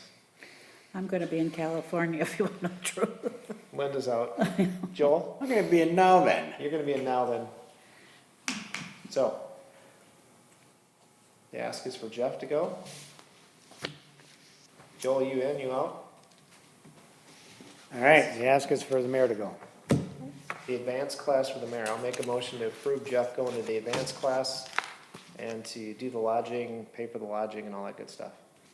But not the booze, you're on your own. I'm good. I second. All right, we have a motion by Councilmember Alders, a second by Councilmember Greenberg. Any other discussion? Hearing and seeing none, all those in favor of the motion signify by saying aye. Aye. Aye. Opposed? Motion carried. All right, let's see. Next one was the RCA for the wage status. Yes, so I'm recommending, we put in our budget, and it's one of the things we generally don't get to. And I don't want to forget it as we start the new year. So we put in a 3% cost of living, and while this may not be sufficient as time goes on this year, that's what we've currently budgeted. Next 2 years. Um, Sorry. Right. And we can certainly have staff look into other costs as we move on and see where they fit in the budget. But since we did put in a 3% for city staff, I'm recommending that the Public Works employees, Joe Glaze and Eric Madsen, would receive their 3% cost of living increase affected this first pay period of the 2022. And then in addition, I'm recommending that now that we know more about how Kelly's doing at the recycling center, and we've increased his daily attendance, that we take him up to commensurate to what we typically pay seasonal employees in the summertime, from his current $15 an hour to $16 an hour. And all totaled, that would be an increase for the Public Works staff wages of $5,075 annually. Kelly's working about 1,500 hours a year, so Joe and Eric are typically 2,080, so. Mr. Mayor, I Have would budgeted second. money for it, so I recommend. I would Councilmember sec- Rainville. I would second that. Okay. We have a motion by the mayor and a second by Councilmember Rainville. Other discussion? Agree. Mr. Boyles. Point of information, Mr. Mayor, the effective date is the same for Kelly as it would be for the other two? Yes. First pay period, thank you. And obviously Kelly doesn't know anything about this, so hopefully he would be pleased. Any other discussion? Seeing and hearing none, all those in favor of the motion, please signify by saying aye. Aye. Opposed, motion carries. Next item is the ice rink status. We have two rinks. We have a hockey rink and a pleasure rink. And we have not had motion on them this year. We've had some unusual weather, very warm, very, very cold, some snow. We are getting calls from residents asking what's going on with the rinks. They would like to see the rinks up and running. Joel, you had had some conversations, I think, with Joe on this. Frank, I don't know if you've had any discussion with Joe, if there's a plan. I don't know if the liner's down in the hockey rink or not and got snowed on, or that still has to be put down. We're gonna have some warm days, and then we're going back into the deep freeze. One of the thoughts was, if Public Works needs some assistance and some help in this, maybe council members would be interested in participating in that, if it's not necessary. But I would like to suggest that whatever we can do to get the rinks up and running. We haven't had a problem in years past. I don't know what's different this year. So I would open Does it up anyone- for discussion. So, Mr. Mayor, does anyone ask what's different? Joel, I think you've had a conversation with Joe Glaze. Yeah. Mine's been pretty minor. Can you, get the pleasure rink up and running was my question. What'd he say? He said something, it was through text, and he said something effective. He might be able to get some hoses from the, fire station and run them out to the pleasure rink. That was the extent of our communication. Mr. Mayor, didn't we allocate some money for that rink, some improvements a year? Okay, was that done? I have no idea. That was the grant or the donations from the Yeah, Hockey yeah, but we were gonna Association. put some, well, And I don't know, new lining or some kind they're of gonna put new concrete around the yeah, base of the concrete, the boards. base, that's it. And I know Ms. Strike was actually investigating that, but I have no idea where that project ended up. So we should check on that project too, maybe when you get together, look at that project, because we did have money set aside for it. The problem is, So you're not gonna get that that, done now. No, That's I not know. gonna be done now, No, so- but it could be done in the spring or, yeah, but what can we do now to get ice down if it's possible? right, Because we have a short season, typically it only goes till, depending on the weather, sometime in February. So we Right. have a month or month and a half to, Help me, what's historically been the process? I mean, it's January, I would've, historically in December, depending on the weather, we have a liner that goes in the hockey boards. It's somewhere in storage. And for there's this a, hockey rink up here, yep. And so typically in December, early December, the maintenance crew puts down the liner. And then we run the old tanker truck that's in the maintenance building. Morkwell allows us to fill the truck down there at no charge. And so Joe and Eric will go down there and fill the truck and flood the two rinks. And then they have a small, I think it's probably the tool cat that they put a water tank on to keep the surface smooth throughout the year. And they have a contraption that they drag behind the tool cat, spread water and I think an old piece of carpeting, and they, Tool Cat Zamboni, huh? the Yeah. Tool Cat Zamboni. It's pretty ingenious. I mean, they rigged up the water tank and a piece of carpeting, I think, to become their Zamboni. But it takes the initial getting the liner down and then running the water truck back and forth to Morkwell down the road here. So, Mr. Mayor, Councilman Rollins. I would make a motion that Frank gets with Yeah. the maintenance team, and if we need to call in our emergency snowplow team members to assist with laying out the liner or driving the truck for a few days to Yeah. get the water down, we authorize that as extended crew members to make it happen, to get both these running. I second it. All right, we have a motion from Councilmember Alders to have, and a second by Councilmember Blake, to have administrator work with Public Works to identify what it's going to take to get this done and authorize our snowplow seasonal workers to help drive trucks if they're available and run the water. And I have no idea if the liner's underneath that snow or not.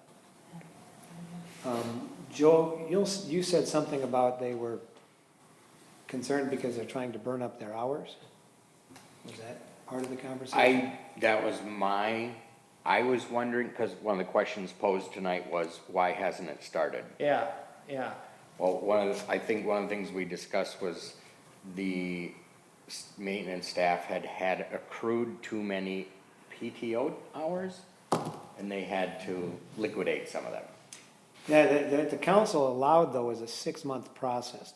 That's by June of 2022, so it shouldn't impact responsibilities. I mean, obviously, if we need to plow snow, if there is other work to be done, right now we're not cutting grass or doing other road grading and things like that. So if there was nothing else to be done, the encouragement was use your PTO hours up and get down into the allotted hours that per policy. But this is a responsibility. Well, I mean, you're right, we said you got the next 6 months to burn that up. Now, I don't know how many hours we're talking to burn up, but 80, yeah. wasn't it? About 80 each, yes. Okay. So I mean, in 6 months, that's a reasonable thing, especially once things settle down before the end of winter and the beginning of spring. There's generally times Yeah, I agree. in the past, we actually required time off at that time of year, so. So, okay, so we have a motion and a second to engage Mr. Boyles to find out what's going on and bring in the help as necessary to get these things up and running. And then what I've been telling people that have been texting me and calling me is once we figured out what it's going to be, we would get it up on our website and let the Facebook pages know what the city plans are. So people that are inquiring would have multiple opportunities to have an answer, so. Good idea. All right? So, all those in favor of the motion, please signify by saying aye. Aye. Opposed? Motion carries. All right, I have notes that says 2J Heritage Fest was pulled. Jason, you want to And- talk about that one? or- And do you want to? Yeah, so this is just, bring me up to speed, because I don't, I think this either was approved before I started last year. I'm fine with the motion, I just wanted some more background on it, because I didn't quite know what we've historically done, or what we're asking to do here. Mr. Mayor, if you wouldn't mind, I would provide that background. Councilmember Rainville. To Councilmember Alders, this is the same request that has been provided since the incorporation of the Multiple festival of years, right? 2008. Originally, the festival was run by the city. We found that to be difficult. The committee members at the time found that to be difficult, so we incorporated it into a nonprofit. And so the nonprofit is the one that's asking for a continuation of what we have done in the past. And it looks like a lot, but it really isn't that much, but it just, by getting it documented, we just know everything is gonna be covered then. And we've never budgeted, we've never increased or decreased the budget based on the staff work that is done for the day of the festival. And we have historically decreased the amount of staff time needed at the festival. We're doing more things on our own, changing how we do things. And so there's less and less staff time to prepare it. It's more so they're, for staff, is they're moving the heavy picnic tables for us, so that we don't bring in a skid steer and damage the grounds. Staff is moving that for us. But it's just basically the ability to use the facilities on the dates and times listed. It shows what we do for our parking, and then the special requests, and it's the waiver of the facility fees and rental fees. And again, that's been something that has been in effect since 2008.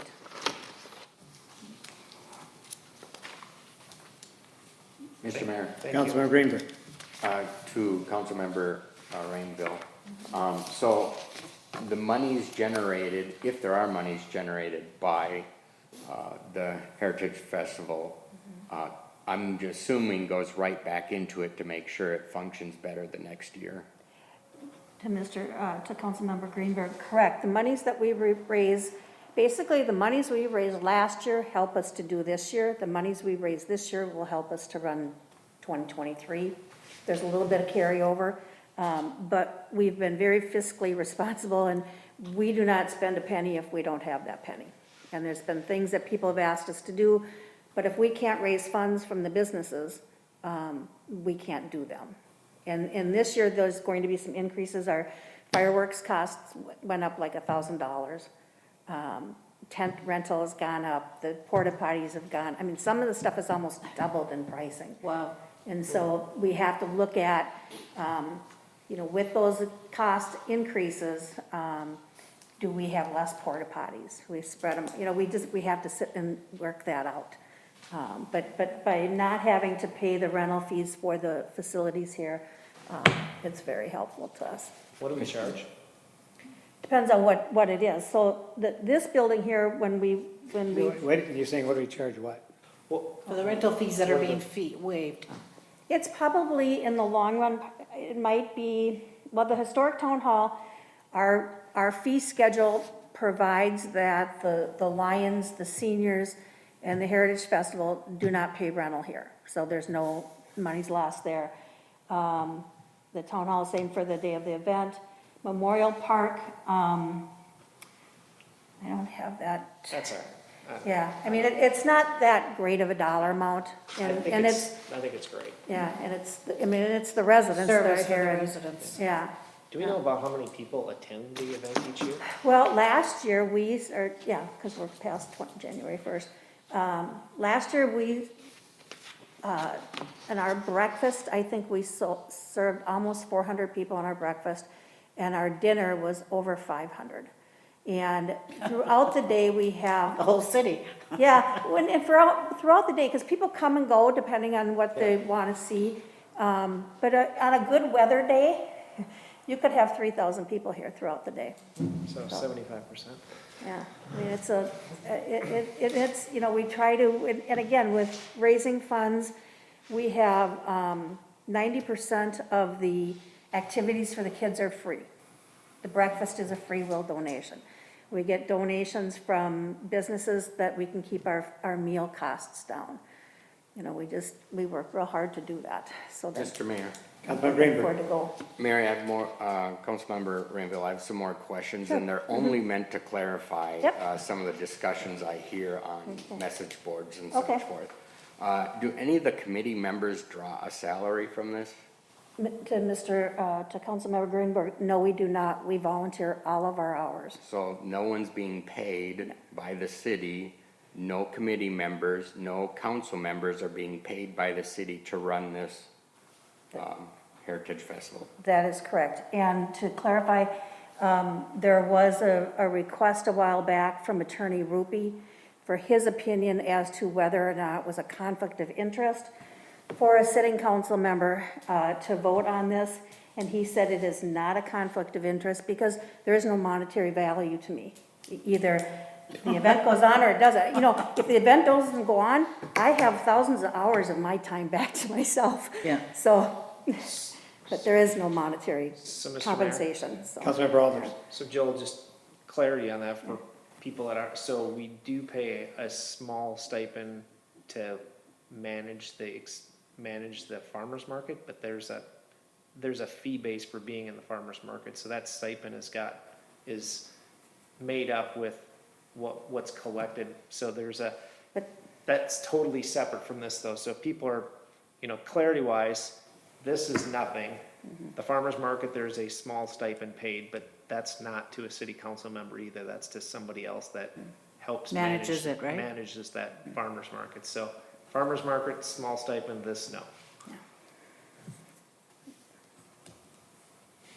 Additional questions, Councilmember Greenberg?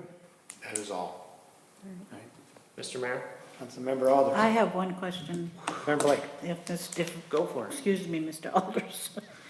I'd like to know why we don't charge a set fee for the meals. I mean, that would help you so that you did recover more cost. And I know you're saying some people, I doubt there's very many people out there that couldn't pay $3 or something for the meal. I mean, if they go to the restaurants are overflowing and they're paying $10 for this breakfast. Councilmember Rainville. So Councilmember Blake, we do have a set fee for dinner. And it's because those costs are higher to us. Right. And we would take a bigger hit. I So we like do that. have it, but it's $8. I mean, I know. it's not much, and we. So why not a set fee for breakfast? So breakfast is, we get a lot of families, and we have large families up here.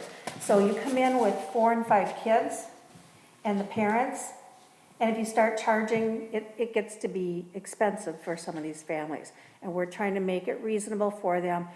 Bill Superette helps sponsor the breakfast, so a lot of the costs are covered. Okay. So it's more just putting a little bit more back into the kitty and allowing people to come in and have a breakfast at a reasonable cost. And there are people that are very generous, you know, Yeah. there's an individual will come in and, you know, they'll give $40, you know, and that then helps compensate for the family that's got 5 kids. Okay, I'm just curious. I think it's a great thing, and you get a wonderful turnout, and it is families, and a lot of little ones. Yep. And there's not that many places for little ones to go No, with and- their and- families and yeah. spend the day. Yeah, So, and yeah, for it to be mostly free for them too. So. yeah, it's a good thing. Mr. Mayor? Councilmember Alders. I'll approve the waiver of the facility use, rental fees, deposits, and other associated items that are listed on that letter relating to the September 24th, 2022 Heritage Festival request. All right, a motion by Councilmember Alders, Second. a second by Councilmember Greenberg. Any other discussion? Seeing and hearing none, all those in favor of the motion, please signify by saying aye. Aye. Aye. Opposed? Motion carries. Thanks for the clarity, Mary. You're welcome, and thank you for your support. All right, item 2D. And this is approval of motion appointing Natalie Johnson, Frank Boyles as city contacts to the 4M fund. Councilmember Blake, you had a question on this one? Yeah, I don't understand. Okay, just help me clarify this one. All right, in the previous years, and now then the previous city clerk treasurer was the city's primary contact. With her resignation, Darcy Melville, Mayor Pelon and Councilmember Rando became contacts. So you want to remove her, why are we keeping you and Mary as contacts? When we're gonna put Natalie Johnson and Frank Boyles on. Actually, because Mary and I are the signatories for the city, that's the contacts. We sign the documents for the city. So have you always been this? Yeah. Okay, that wasn't clear. It Yeah. looked like that just got added. No, Okay. so when Okay. when 4M needed to get Darcy on this, they Okay. called us as the signatories, saying, you're the signators, can she also fill out the paperwork? Perfect, okay, that's all I wanted to know. All right, Motion? I make a motion, we approve appointing Natalie Johnson and Frank Boyles as city contacts to the 4M fund. we have a motion by Councilmember Blake, I'll second it. and a second by Councilmember Alders. Any other discussion? Seeing and hearing none, all those in favor, please signify by saying aye. Aye. Aye. Opposed? Motion carries. All right.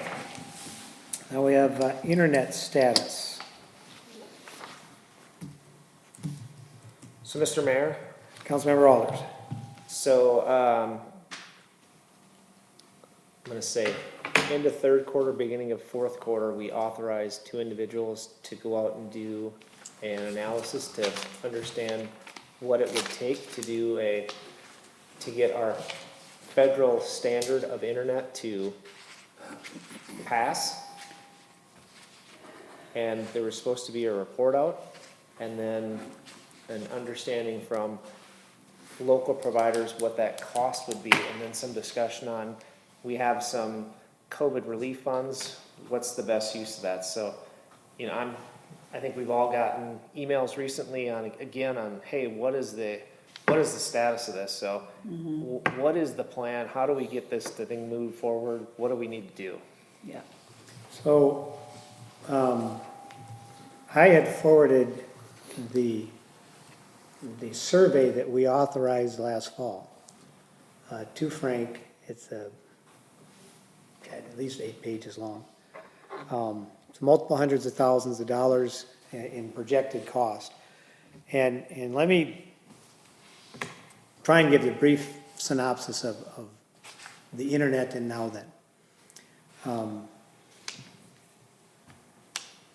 NowThen is considered an unserved and underserved area by federal standards.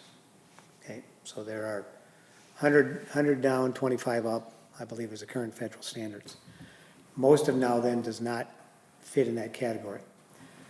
There are multiple opportunities out there to do something about it.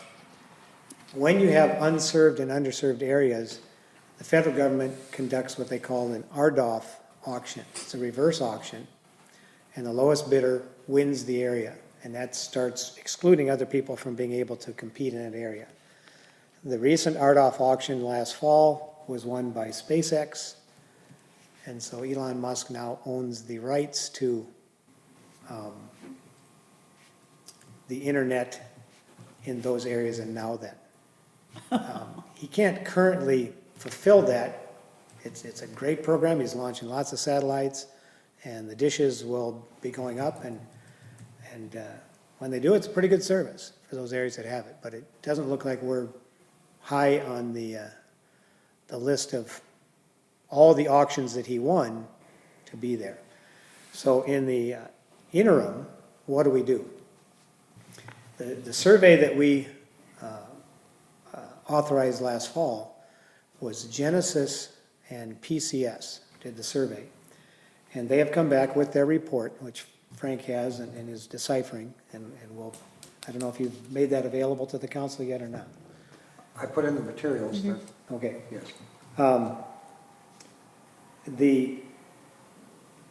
Two of the challenges with that service, it's a fixed wireless service, And one of their proposals is we would put up 2 towers. The city would then own 2 towers, and the towers are about $300,000. We would have to maintain those towers. The challenge is the people that wanted this the most are in the Rogers Lake area, and the proposal that they came back with does not cover Rogers Lake because of the tree cover.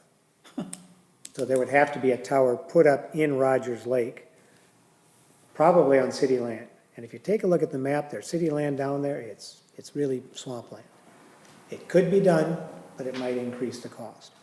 And that would primarily serve just the area of Rogers Lake. The rest of their study said they could work with the Moritz family for cash farms, grain dryers on our border with Elk River, and over on the corner of 47 and 22. And that would cover most of the middle area of NowThen, but it would not cover those corners with heavy tree coverage. They would look at a tower somewhere in the south, somewhere in the north, and an additional tower in the Rogers Lake area. And that's their study that said they could cover the city with the federal minimum. RVIG is looking to push into their next project. They are completing their work with the business district, with the city, and the original project we have, they are looking to come in with a proposal for the next area they could move into with broadband service.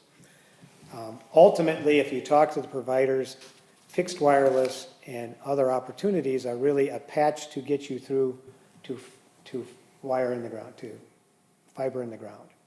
Because that's the best service, the least interruptible, and the most efficient. The RVIG is looking to have a meeting with Frank the week of January 24th. They're going to try and set up a meeting with Frank. RVIG has been working with the county. I got a message from Samantha Markman on the EDA for the county, and I have given her Frank's contact information. They are asking that NowThen would participate with 11 other cities in Anoka County to apply for a federal grant out of Chicago EDA. It's a federal office in Chicago, and they're looking for smaller communities. What they need is a big enough impact, and so they're asking the 11 cities in Anoka County that don't have served areas to pool together, and we would take some of our ARPA money, the federal money, and hire a grant writer to try and get this grant, which the county would then qualify for and distribute to those 11 cities. If that grant were to be obtained, they think we could provide broadband fiber to the entire city. But it's a could be a swing and a miss too. But they think by pooling the 11 cities in Anoka County together, so they're going to provide that information for Frank to work on. And since I've been doing this since before the city had any involvement in it at all, I probably would make sense for me to help him understand it. In addition, we got all of Anoka County got money for matching grants of $150,000. That grant money only can be used by cities that have unserved or underserved areas of their community. Most of Anoka County doesn't qualify for that money. So last year I went to the county board and said, why are you giving them money they don't qualify for? And they chose to do it anyway. So what they're asking now is those cities that can't use that $150,000 grant to donate it back to the county. So far, Lexington has chosen to do that. The council in Lexington said, yes, we can't use it, give it back to the county. The county is asking each city to vote to give the money back to the county, and then they would redistribute it to those of us that have the legal opportunity to use it. Why didn't they do that the first time? It was an arm wrestle with the county. I had Matt Look and Scott Schulte on the line saying, why are you doing this? Anyway, so Samantha Markman is in charge of that, and she has to go by their rules. How long does the do we have to use the grant money before it expires? 2022. So we have to burn it this year. Yep. Now, the ARPA funds, we have until, commitment up until 2024 and spending by 2026. So And that's how a much little do we have different. in the ARPA funds? ARPA funds, we got 251,000 in August, we'll get another 251,000 next August. And they just this week released the new federal guidelines on how those monies can be used. I just got an email from the league today saying where we can get the information on how those funds can be used. And internet That becomes, upgrades. what's that? Internet is an okay use of the ARPA funds. Yes. It was originally. I think that's one of the biggest pushes is broadband for the ARPA funds. But there are a multitude of other uses there as well. So, in a nutshell, we now know where the county is. They want our participation for the potential EDA grant. They are looking to see which cities will return their funds so they can redistribute them, but they won't know that for a while yet. RVIG is looking to make a proposal on where they can go next with the broadband access that they have in the city. And we have a proposal from Genesis PCS to study and determine what can be done there and if the council really wants to own towers and maintain them.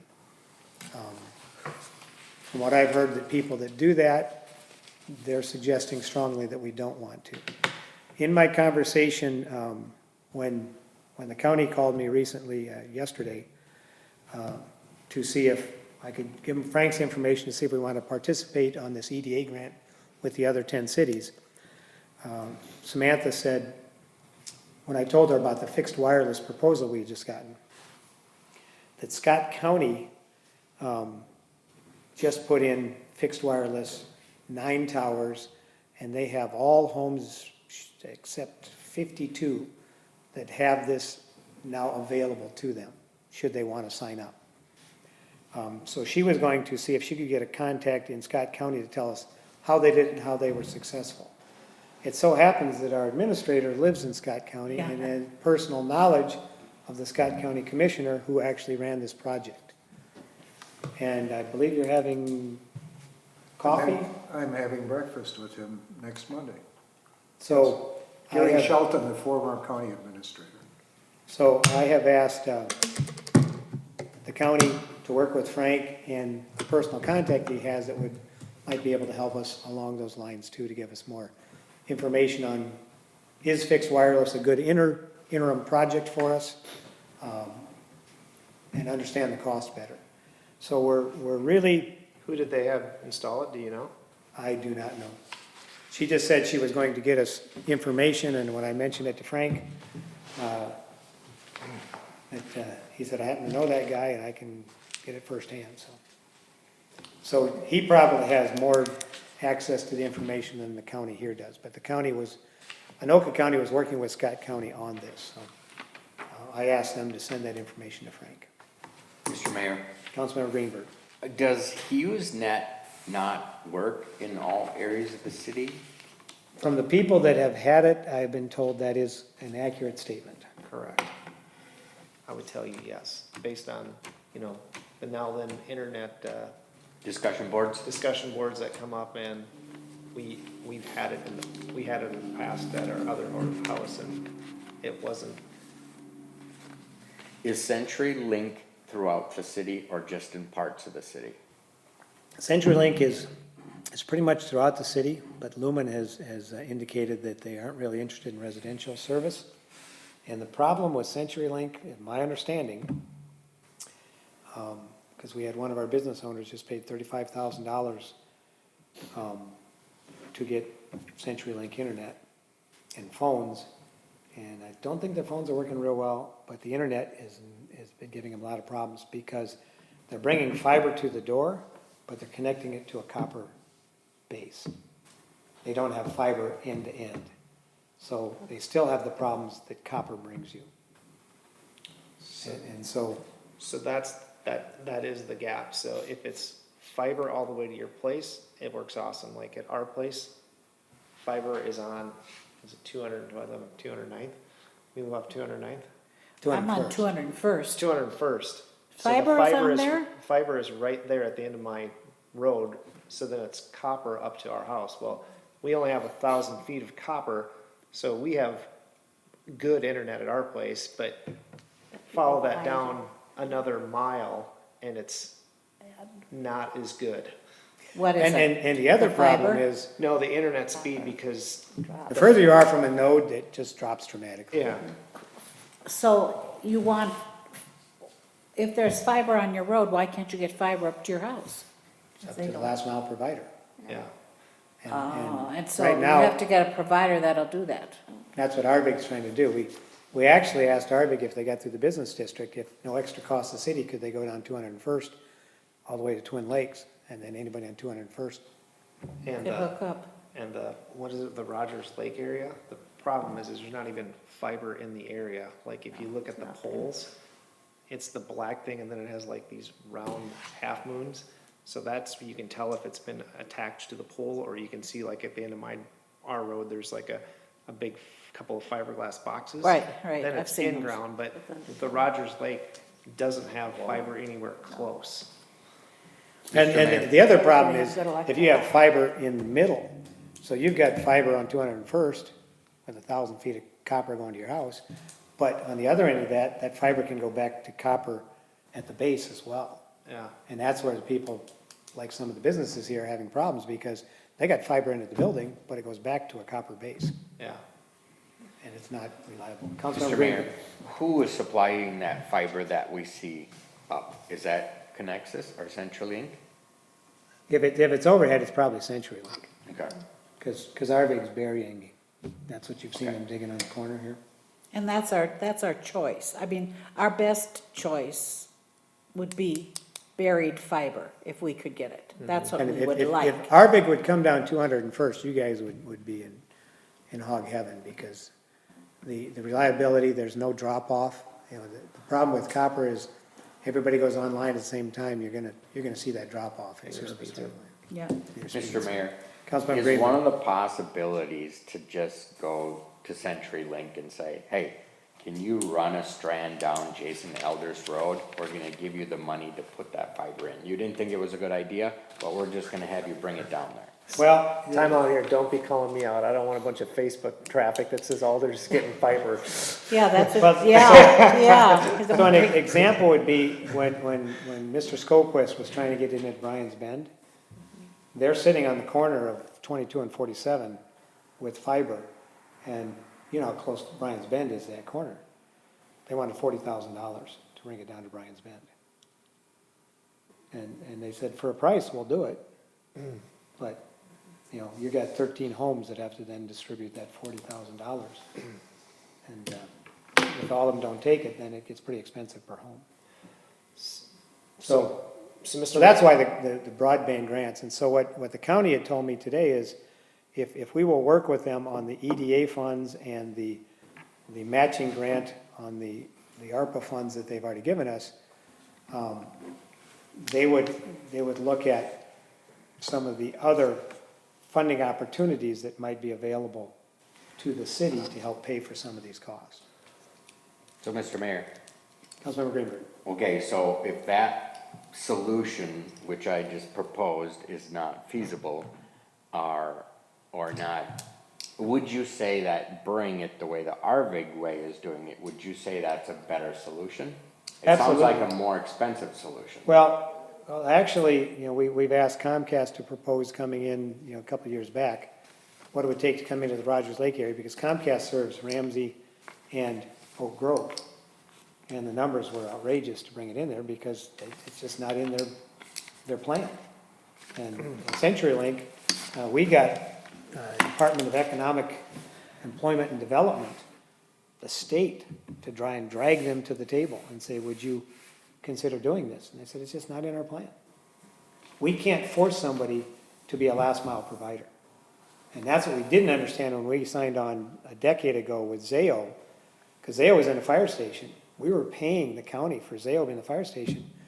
When we started doing that addition last year, we walked in and the wires just coiled in the corner, never got hooked up to anything. We were paying $75 a month and we never got a thing. Whoa, ouch. There's Zayo sitting right there. Well, did they It's been refund you? Well, we got it refunded in the city offices, never got hooked up, but I asked Lori to go back and see, get the refund on that, and I never did hear if we got it refunded. It should be, because you can tell we never used it, it never got hooked up, and there was never any draw on it, so it was known it was never used, but that's one of the things, you know, once we get settled in the office, we can go back to the county and say, please rebate us $75 a month for all the years that we were paying it and never got it.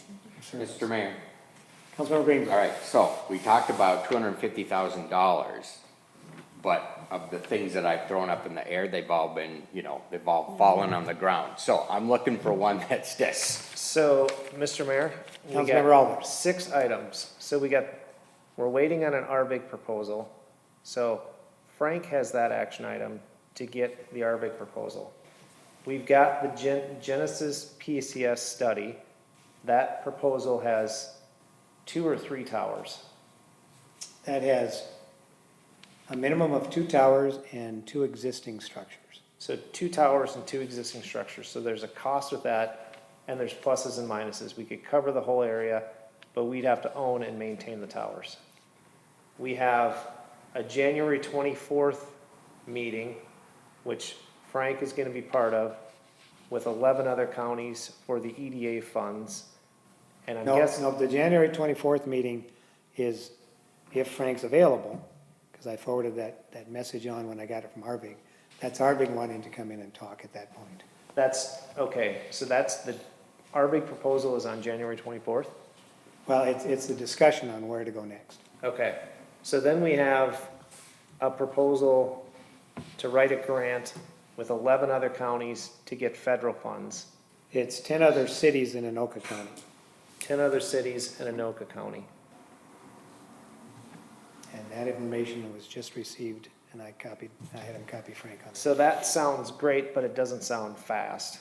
We have $150,000 that we have to burn this year, and we have federal money of $502,000 that we can spend on internet, and we potentially can spend $650,000 this year on trying to get internet service to the citizens of NowThen.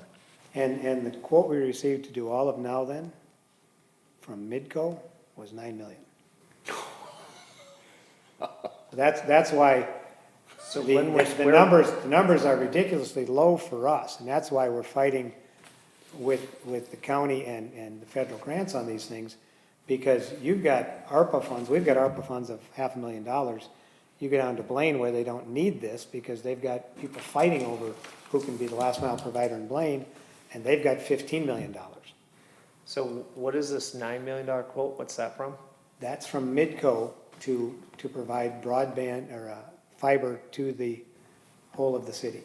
And that would be a multi-year project. And when did we get Midco that is quote? current, pardon? When did we get that quote? That quote was probably 3 years ago.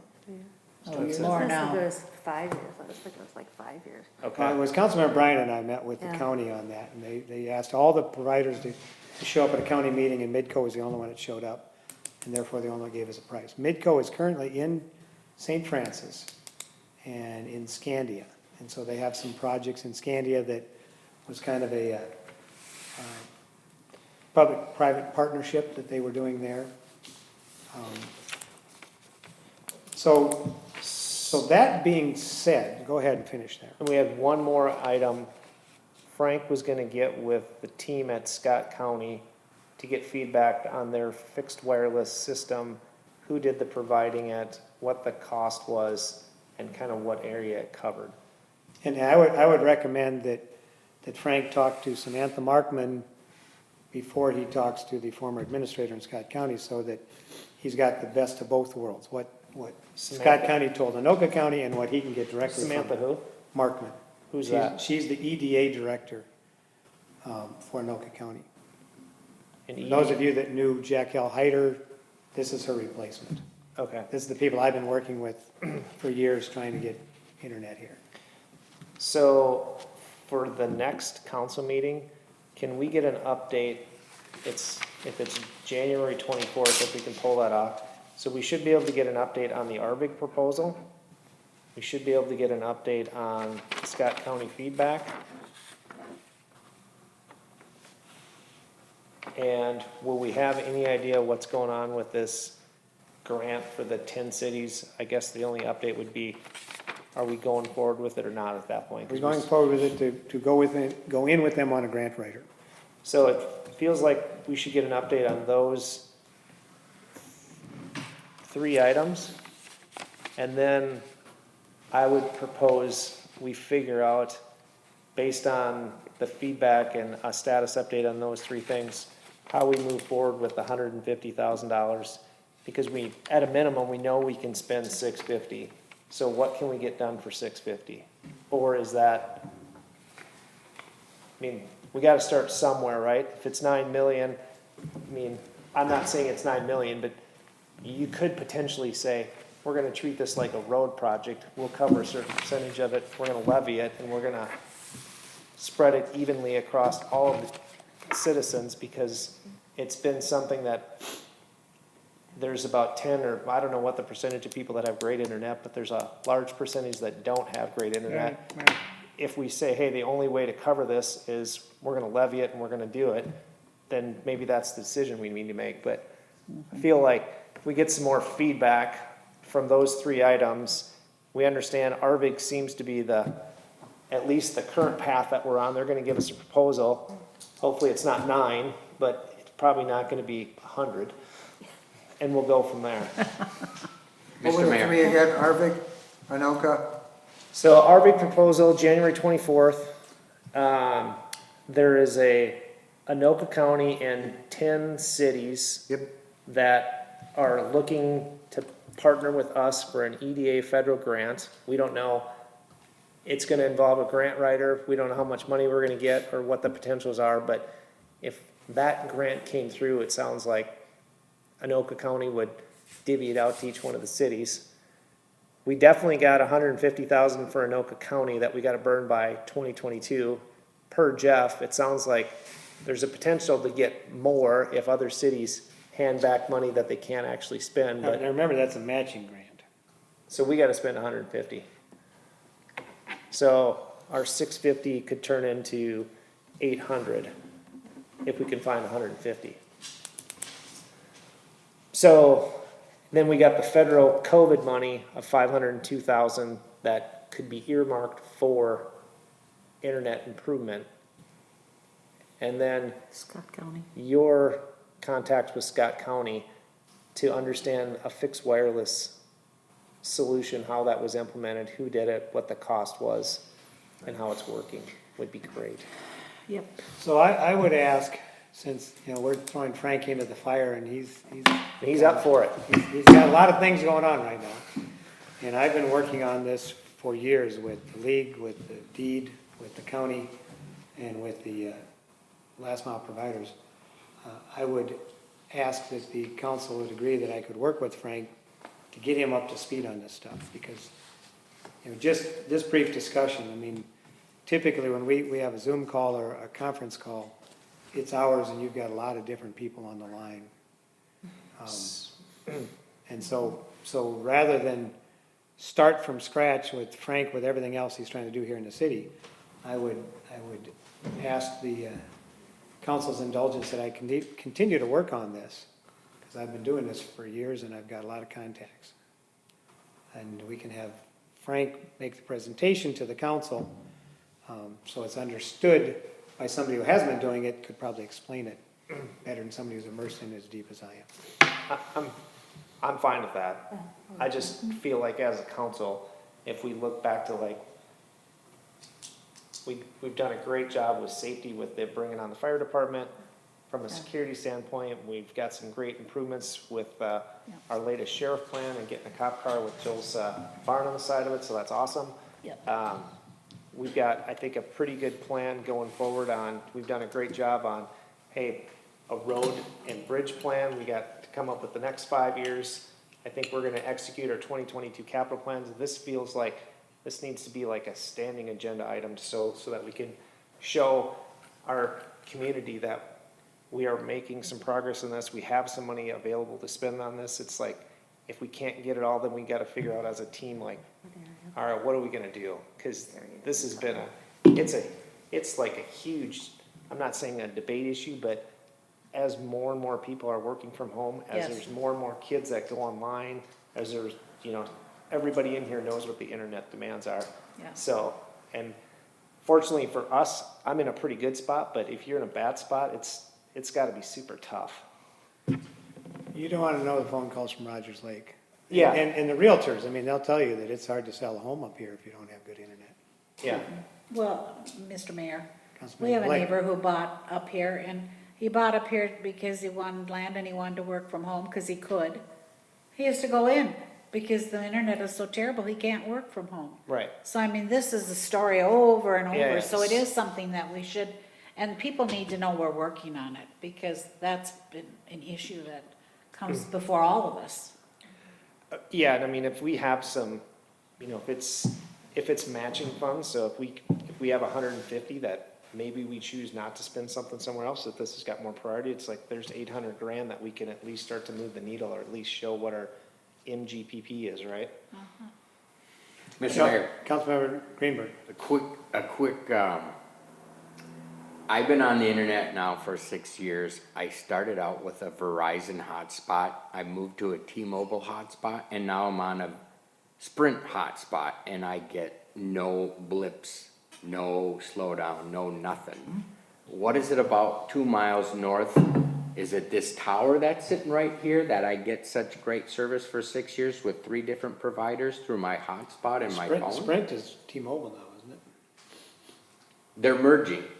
And they just merged, so they're. Right. The And point that's is- that's what happened down at Rogers Lake. They were on T-Mobile. Correct, so it would be And- interesting to and know they what your dropped speeds it. are. Yeah. But it's like, T-Mobile dropped them. I mean, my phone, it won't drop anywhere. yeah, Anyways, I just have. Depends on your phone, too. Have people So you've not, got hotspots, you use hotspots. I've been using hotspots for 6 years. Yeah, but Depends on your phone. My daughter just got a new phone and she was working for business all the way from her place on the North Shore down to the cities. Didn't drop the whole time. She used her hotspot the whole time. But that's because she got a new phone. yeah. and you just don't know, like, are you downstreaming Netflix or watching Amazon Prime while somebody's on the internet trying to upload and download homework assignments while somebody else is trying to. It's gaming. Is gaming while Yeah. somebody else is trying to, get back into their work email. So you don't know someone's situation. I mean, before we That's a heavy load right there. it definitely is, but I mean, that is the expectation, right? It's like, before we had this fiber thing hooked up a couple years ago, it's like, we didn't have Netflix because you just couldn't run it.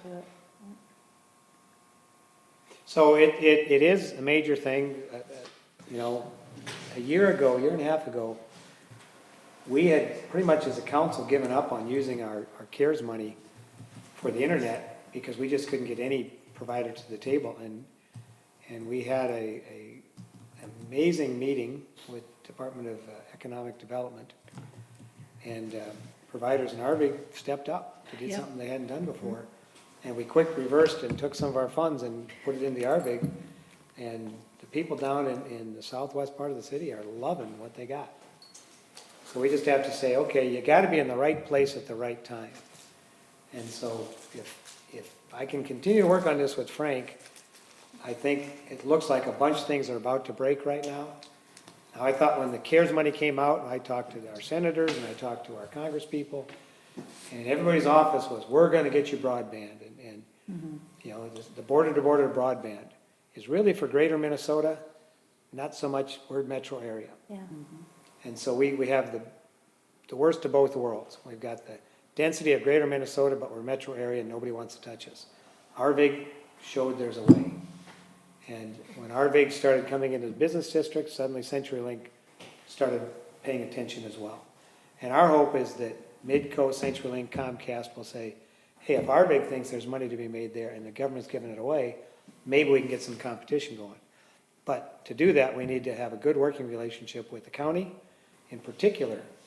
And Samantha's really driving this through, and she knows how long, because Jackal handed us over to her knowing that we've been doing this for probably 8 years. So we know the need. We have an excited council that says, if you can figure out how to get the money in the right place and get a project going, the council will do that, and I think we communicate that. We're working with the county, we're working with other counties, we're working with the federal government, and with last mile providers, we will get something. The thing is, we just can't promise somebody up by the testing grounds the same thing we can promise somebody down on Ramsey's border. It's going to take a while to run the infrastructure. Right. But I think that's what we kind of owe the, here's And if what- we say, here's the plan, and here's how we're affording it, Yeah, because that's why Midco said the same thing, just assess everybody. Problem is, you're coming out of St. Francis, the people down in the southwest are gonna be years before they get it, and they're paying an assessment on it. right. It wasn't a good solution. All right, so are we good with Yeah. Frank? You're clear? Pardon me? You're clear? I'm clear. Perfect. So Frank and I can work together on this, council's not gonna have any heartburn over that? Linda, you good? All right, Good. So the next one on my list was, day-to-day operations. How's it going? What does Frank need? You know, Mary is going to Florida, so Mary is going to be out of some of the day-to-day operations, which I think is healthy. I'm getting citizens asking me, why is the mayor there several days a week? And I think from just a health of the city, I want to understand, is there something that we need to do to help Frank and his team so that Jeff can back out of the day-to-day operations? And I'm not paying you at all. I think it's been great to bring you on. And I think Jeff and Mary have done a great job of stepping in where we had some holes. We brought in an accounting firm to do some of the standard work stuff that we wanted to get done. It's been a couple months. I want to understand when we get back to kind of Frank standing on his own with his team, and it gets back to more of a traditional city council system, the way we were kind of chartered. well, I'll let you handle that, but I don't know who's reporting that I'm there on a regular basis, because I'm not. I do go in and sign checks. I do go in and sign documents. I'll be in, whatever documents we approve today, I'll be in sometime this week to sign those documents.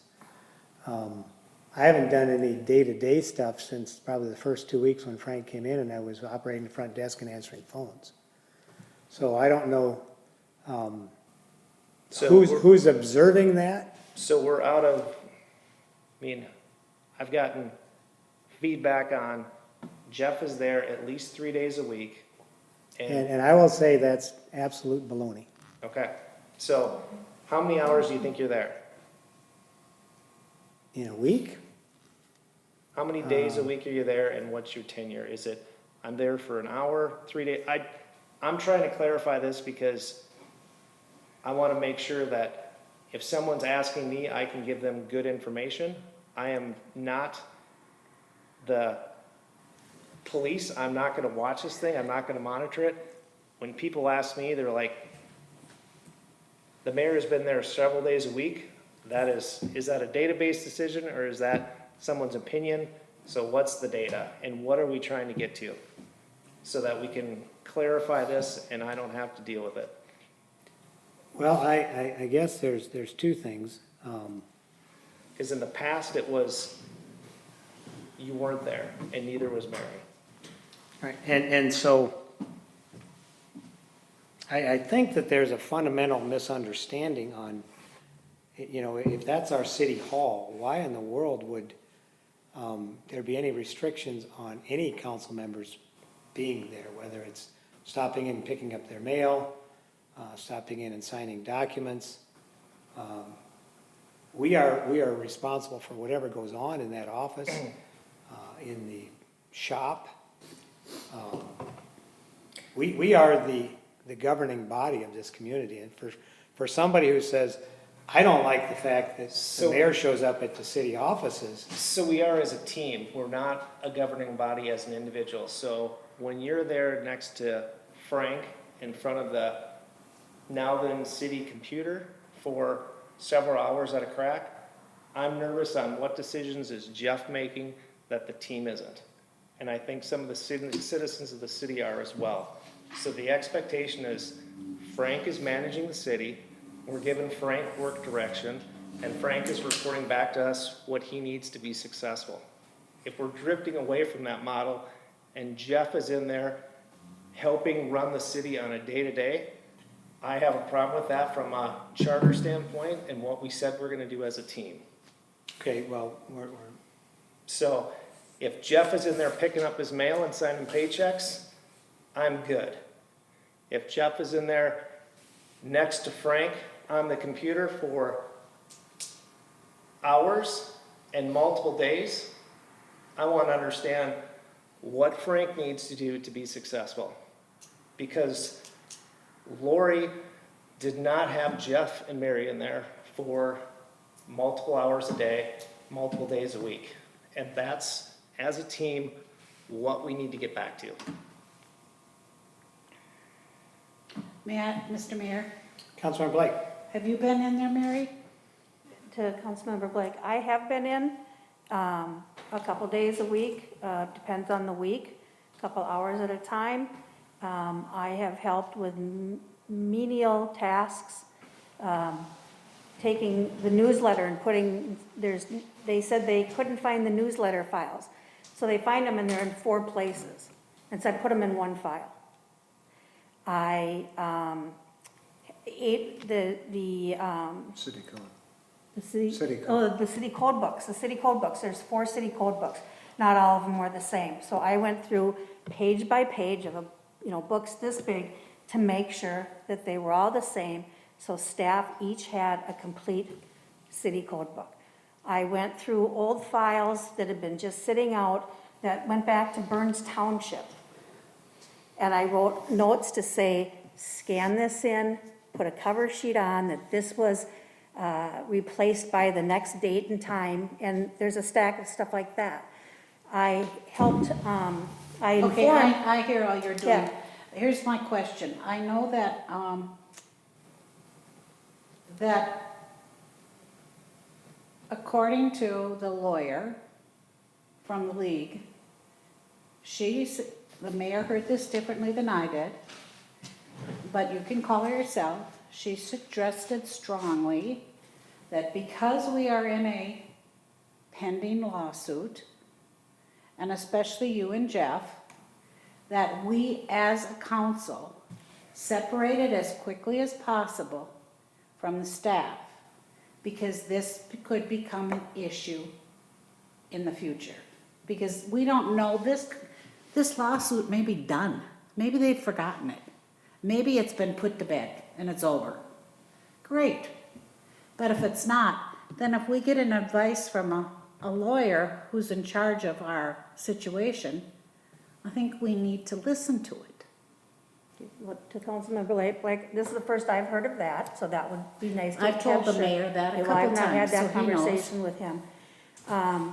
When staff calls and asks me a question, I'm gonna give them an answer. You can give them an answer, And but to go in what well- doesn't look good and what question will be coming up and could come up in the lawsuit is why these people are in there, and they can question if you're in files or moving things or changing things that they might want to use. This could cause issues. I I will know tell you, you're I've not- not you're moved not- I'm anything, not I've not saying you're changed doing that, anything. Mary. I don't No. have any access to computers. I believe that, I believe I that. bring don't my believe own that about computer, you, and but- sometimes I just sit in the lunchroom, and if they have a question, I will answer it. And the other thing we could do is to ask Natalie to email every one of us when she has a question on an invoice, and we can all respond back if we have the Maybe answer. she can ask Frank a question on an invoice. And What Frank- he's okay. asking is how long before he's just asking, how long is it gonna be before the staff can run the office without council members in there? We should all be able to go in, I agree 100%. We're And not Frank has outlawing asked that. all of us to come in. Huh? I have Frank has- invited every one of you Yeah. into I City know, but Hall. I'm saying, yeah, I know you have. I'd love but to I'm have s- you. But that's not it. The point is that we need to separate that so we don't have. So- Because conflicts one so attorney told much. us that that was the way the world works. Yeah. They- Because They one didn't say opinion that. She does not said, apply to every city, guys. well, this is what, we're in a different situation. So So there let is me a ask, lawsuit out let me there ask somewhere? this. Yes, What, I've not Okay, that's been news to served me. with any lawsuit. well, no paper. lawsuit paper, but I mean, we have someone who's told us that they are pursuing that. We all Okay. were served. We haven't been served, I No, didn't mean no. We've been, Well, you scared me there when you said you knew of a lawsuit out there. Because that's. Well, you know that we have been served. Oh, yeah. Not served, Been but served, that yeah. we have a pending. Sure. You know that. I We saw told the, you I when saw we the hired words. you. Yeah. And that may go away, be yeah. done.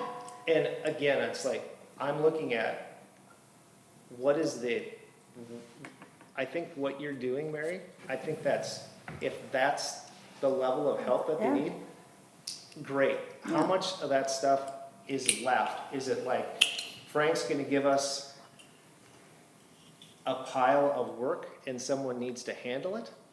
Or how do we wanna handle this? Cause I don't have a great feel. Again, the data that I've got, the data points that I've got is Jeff's white car is there at least 3 days a week. And Mary's Suburban is there multiple days. And prior to Frank coming in with the new staff, understand it's a new staff, Mary's Suburban was not there, Jeff's car wasn't there. We need Frank to run the city and bring recommendations to the city council. I don't want Jeff working side by side with Frank and having influence or making changes or recommendations without the city council understanding what that is. And again, to Councilmember Alders, I have a Yukon, so tell him to get it straight. Whatever. Well, I mean, it goes to validity as It's far the as. same vehicle.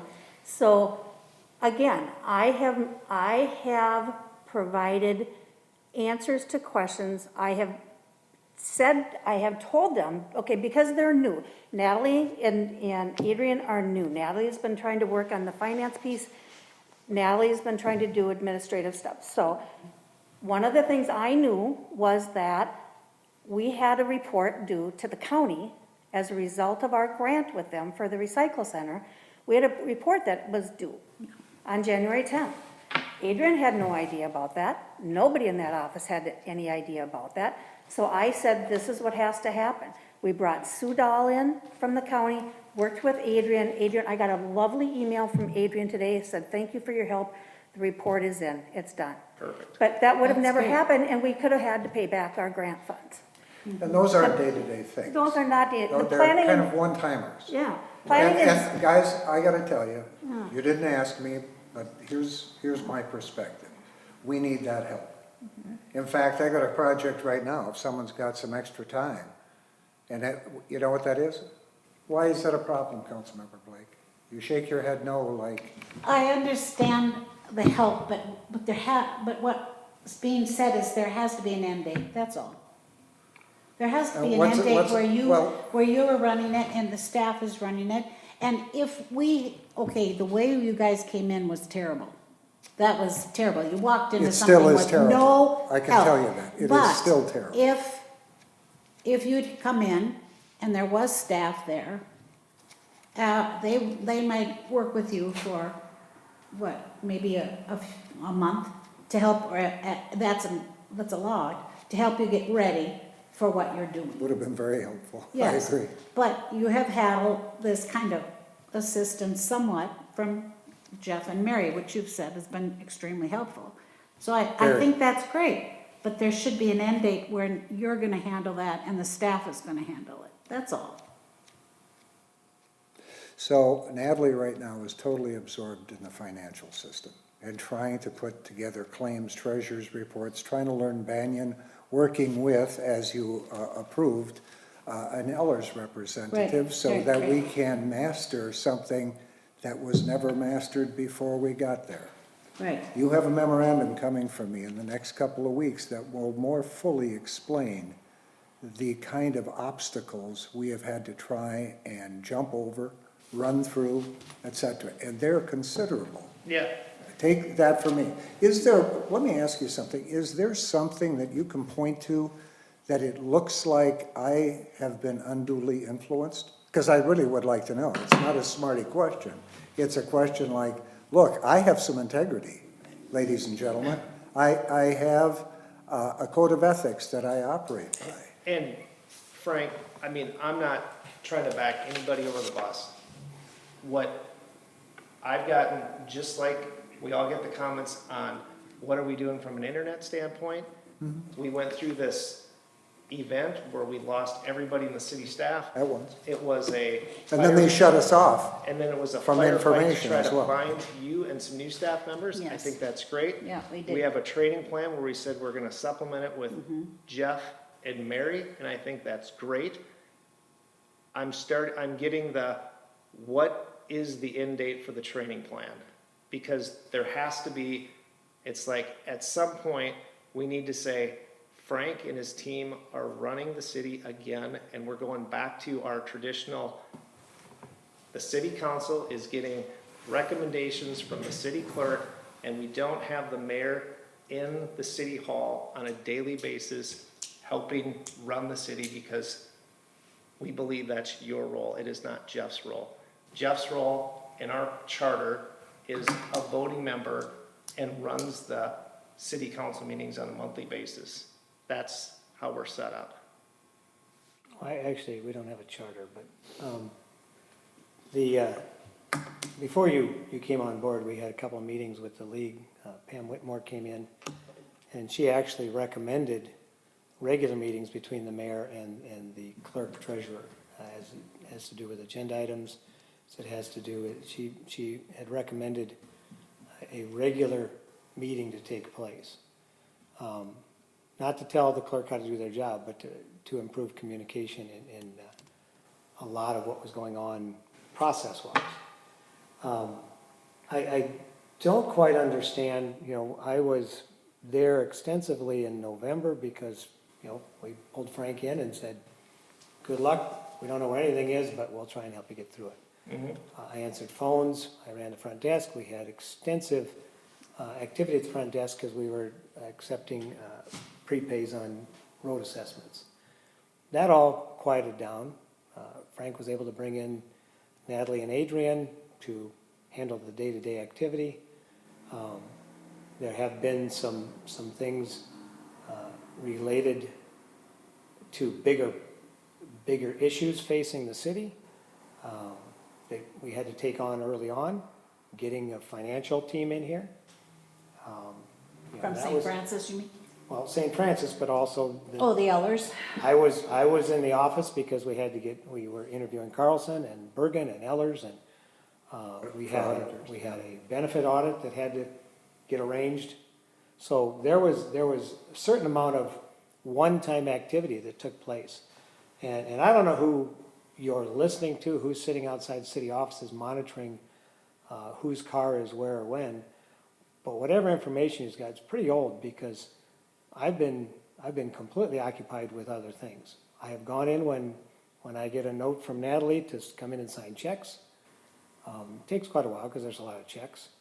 I do have a cup of cider when I'm in there and signing checks, but I'm not sitting in Frank's computer doing anything. So if you believe we're good, I'm gonna trust you. If Mary by default is not gonna be in the office because she's going to a warmer place for a while, so that's great.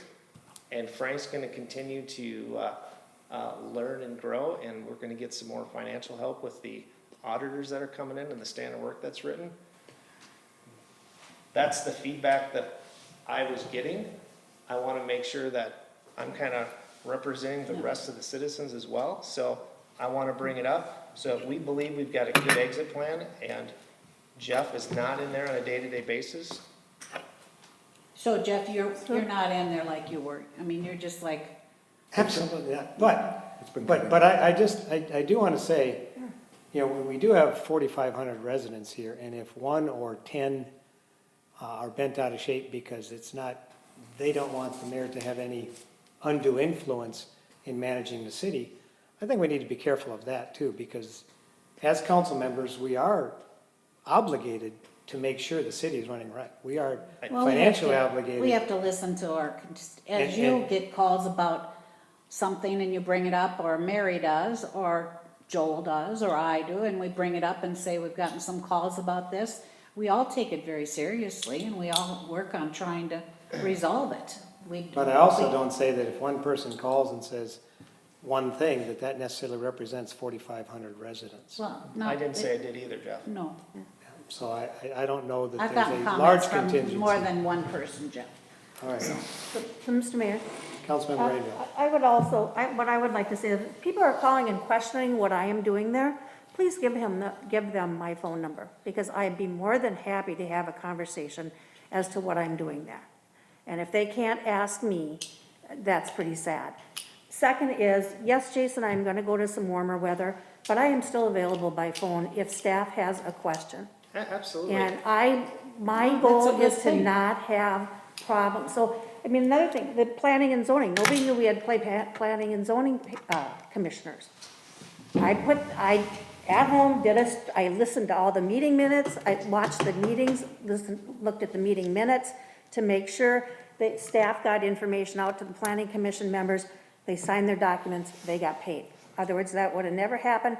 We would have been in violation of not meeting tax code by getting our stuff out in time. So these I'm only financial doing- people that have come in haven't helped us They to don't- understand this. they don't The know St. what- Francis okay. people that were there didn't give us any advice in these They areas. they had a heck of a time just getting the day-to-day work done. Okay, I can tell you, it took Darcy twice as long as she ever expected it to take. Now, here's a woman who's been in the financial director position for years in St. Francis. And she's saying, I can't believe this. I can't find the things I need. Yeah. There's no cross-check in the way this is operated. Well, those are things that should be part and parcel of our system. And I'm not throwing dirt at anyone here. I'm just saying that's what we need to do now. And it's gonna take a while, to just get it running on a day-to-day basis the way it should be, and then make those changes. This so isn't something Natalie's like doing this. that. Natalie is, yes, she's working very hard on that. But it's not like that's the only thing. The nature of this business is it's all over the place. Yeah, and every 2 or 3 days, it's a new rock that gets uncovered, right? Or less, honestly. So, appreciate the discussion, appreciate the feedback. Yeah, I mean, I'm fine with it. If you say that's the way it's going, then that's the way it's going. You know, I have just gonna take you at your word. You're not going in there that often, and you are answering on the phone and that sort of thing, so. I mean, I answered phones sometimes because they were job sharing, so they weren't both there the same day. Well, for Natalie to focus on what she needed to do, she didn't need to be issuing recycle payments and things like that and answering calls. I can Are take a they call. job sharing now? I Yes, think they there are are still. still. Yep. Yeah. So you only have one person then? In essence. So we We've can't got a hire- little more time that Adrian has been able to pick up. Adrian is a very good customer service person. And she does well in that area, and so she's picking up a lot of that for us.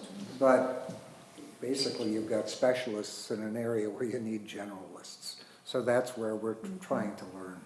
and do So better. I don't understand. So we don't have a full-time person there. We got two part-time. In essence, but I can tell you that with Natalie, she's working closer and closer to full-time. And that, Does she want full-time? Okay. No.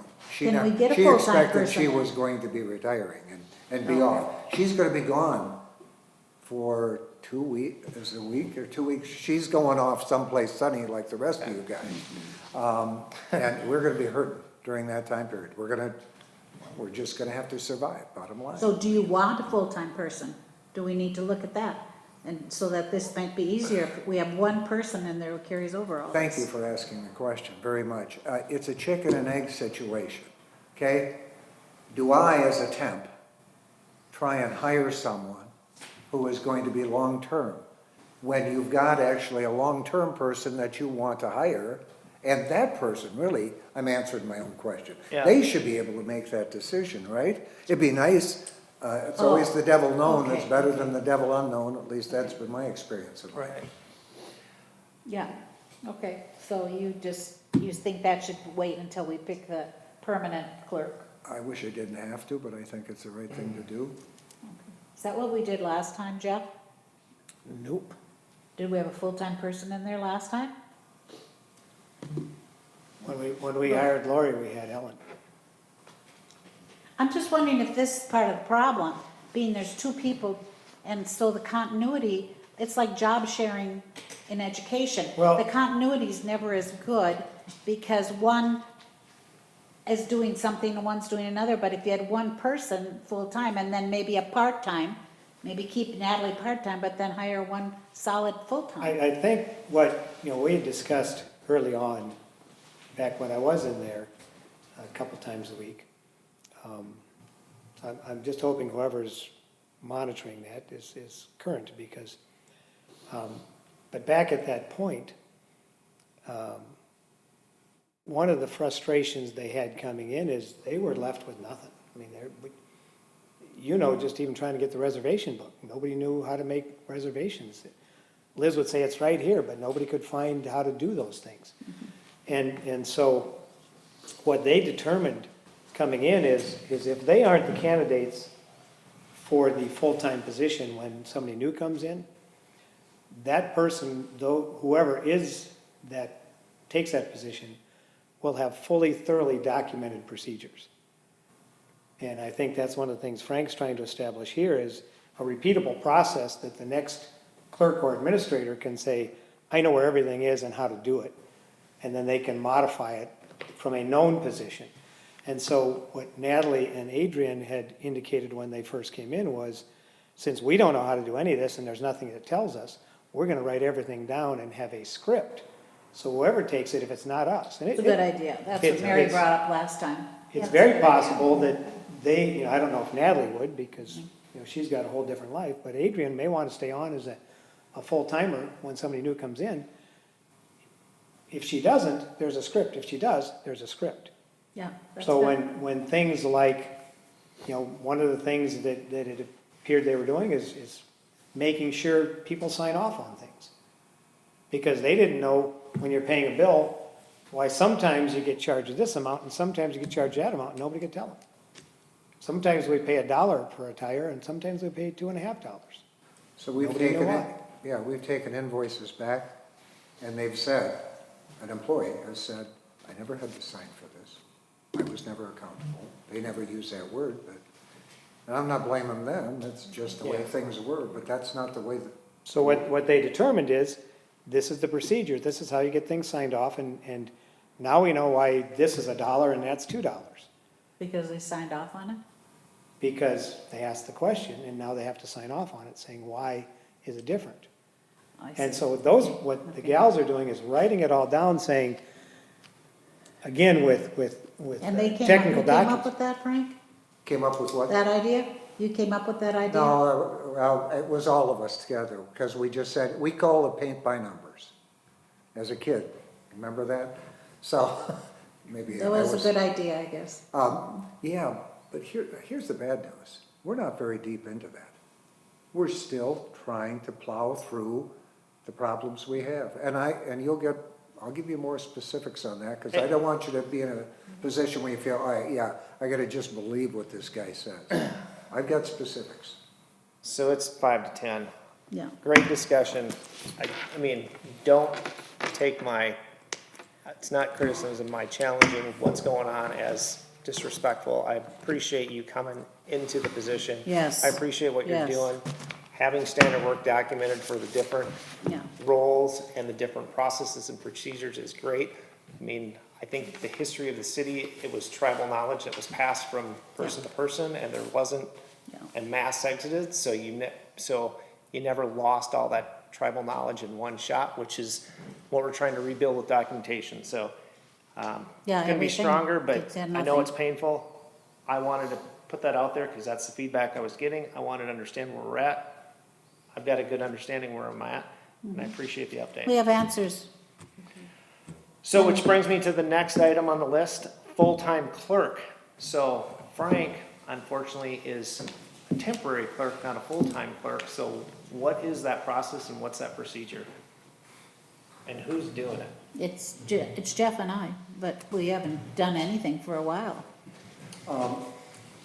But I don't know if you got a chance to look at my memo, but this is not the time, in my estimation, to start on a clerk treasurer or a city administrator. I don't know which direction you're going. Yeah. We still have too much to get organized and put together, and I'm sorry, I don't mean to, I'm not trying to drag this out to put money in my pocket. No. What I'm trying to do is get this thing put together, because anyone who's worth his salt, his or her salt at all, is gonna ask certain questions. And the questions, or they'll just observe them themselves. Did these guys have their act together, or am I going to be the sacrificial lamb that has to do all this stuff? And they're gonna hope for the first answer, obviously, not the last answer. They're gonna ask, how is the city council? Do they generally, philosophically, they shouldn't agree on everything, it shouldn't be 5-0, 5-0, 5-0, but do they have respect for each other? Do they get along generally? Not like each other, that's not necessary. Because they have to work with you, and Boyles, how do they treat you? And you've treated me great, thank you so much. That means so much to employees, you have no idea, when you guys support us, whether overtly or covertly. I don't think I think the first step is you have to decide what you want your city government to be. Do you want clerk treasurer, do you want city administrator? City administrator is gonna cost you more, name of the game, but they're going to exercise more independence and leadership than a clerk treasurer. Clerk treasurers tend to be, in the bigger organizations, they're the ones who are keeping the official records. They may delegate off the elections to someone, but they don't get up into the high-level stuff. So it kind of depends on what you guys want. In this economy, I don't know which is the best to look for right now. I mean, I just haven't started. That's one of the things I was going to talk with these couple of former administrators, county and city. Have we ever had an administrator, Jeff? No. When we, Bob Darris had recommended administrator when he left. He kind of like we saw with the fire chief. Everybody wants them to be where they are at the end of their career, master's degrees, and it was very expensive. And one of the problems that we found in trying to bring an administrator in is we didn't have the infrastructure underneath that. Administrators typically delegate to staff. And as you say, you normally have an administrator and a clerk. And, the clerk is, the administrator is there answering questions for the council, but the clerk's taking the minutes. You don't generally have administrator taking minutes at meetings. But when the administrators started inquiring and they found out we didn't have staff, it's like, well, I don't do that stuff, I delegate that Yeah, stuff. we don't have much staff, you're right. And so we couldn't find a good fit, price-wise, for one, and duty-wise, because nobody wanted to be a working administrator. Right. What some cities in the state have is called an administrative clerk. Smaller cities have somebody who has more authority administratively, but they still have clerk responsibilities. So there are some of those hybrids out there. But if we found if we're gonna have an administrator and hire more support staff underneath, it was going to more than double our administrative budget. Okay. And we couldn't find somebody who wanted to come in and do the clerk type work as well. Except for Frank. Poor Frank, he's an Frank's done a administrator tremendous who came in job. and had to do all that. He Poor Frank. he did this in a previous interim position where he was in a smaller city and had to do this. But yes, for Frank, it's been a lot of years since he's had to do a lot of this stuff because he's had staff. Prior Lake was. It's humbling, believe me, guys, it's humbling. So Frank, in your estimation or opinion, we're gonna go through this period for X number of months where we're trying to put all the documentation together and package it so if and or when we do hand this off, or when you do hand this off, you're handing them something that they can hit the This is ground. solid, Hit yeah. the ground a little more firmly than you hit the ground. You hit like. Was 10 it ground? Nothing, there You was, hit you went, you You saw, hit like 10 He's feet still of looking water. for ground. he was in some quicksand. We threw you into the deep end. So we're gonna get that set up. And then as the action, does the city council need to figure out administrative clerk, treasurer, administrator? Yep, absolutely, because this is your city. So do you And- think, So. And is I'll that- help you in every way I can. It's in my contract. That's one of the things I'm supposed to do for you. I'll be the first one to tell you, this is not something I've done every week. I helped at Maple Plain. Maple Plain is very similar to you guys. Yep, Only they contract most of their work out. You contract a fair amount. yep, And what happened is you get outstate who, I want to get my first job as an administrator in the metro area. So that's the hook we have. That's the good news, because you'll get a better person because they will have done some of that day-to-day stuff, even though they're also a delegator. But they're also, this is not career end. This is career beginning or towards the beginning. So they'll want to jettison at some point. You may not hold them for more than 3 to 5 years, but that's not half bad, It's really, not when it terrible, comes right? right down to it, yeah. so you think that it'll be 6, 8 months before we should even think about this sort of thing? This is- You know what, I wish I could tell you, I've only, this is my second, Yeah. okay, interim situation, yeah. and never faced this kind of situation. No, where everybody Because when walked I out. came into Maple Plain, there were 2 people there, and they told me where the bear, Sure, Yeah. you know. right, you had some, And so that helped a whole lot, Yeah, because then I yeah, had this is this terrible. to fill, yeah, and my relationship with the council. yeah. But in this situation, it's like, oh my gosh, there's a crater here, and it looks like there were administrative offices once. Mr. Mayor, Councilmember Greenberg. Frank Boyles, I just want to extend my gratitude for Yeah. you coming in and filling that void. Yeah. Basically, a nuclear bomb was lit off and the pieces are still falling. And I know it's going to be a while before Yeah. we get back to where we need to be. And I appreciate the mayor and council member Rainville pitching in and helping out as much as possible, because the city doesn't run itself. People have to be there at the controls, at the wheels, turning dials and knobs, so. Thank you. I very think much. I think we still have a ways to go. I think in today's society, people have a snap your fingers and it's done, and I think, the after effects of this decision for city staff to leave, it's gonna be felt for a while. Right. It was orchestrated in a way to have an impact, and it certainly has. Yeah. I can tell you, and the former employees have absolute rights under the law for unemployment compensation. I can tell you it's been one of the most time-consuming things I've been engaged in. What is? The unemployment compensation request, there's a hearing process. There's preparation they're for the after hearing. that. There's finding all of, literally, Okay. I've got that many pages of testimony, whatever, evidence, whatever you want to, that has been provided by one person on their behalf. You got every right in the world to do that. That's the way the system works. But my gosh, it sucks time right out of you. And when you're done, you go, so what have I just gotten accomplished? So you're doing all that? Well, obviously with the attorney.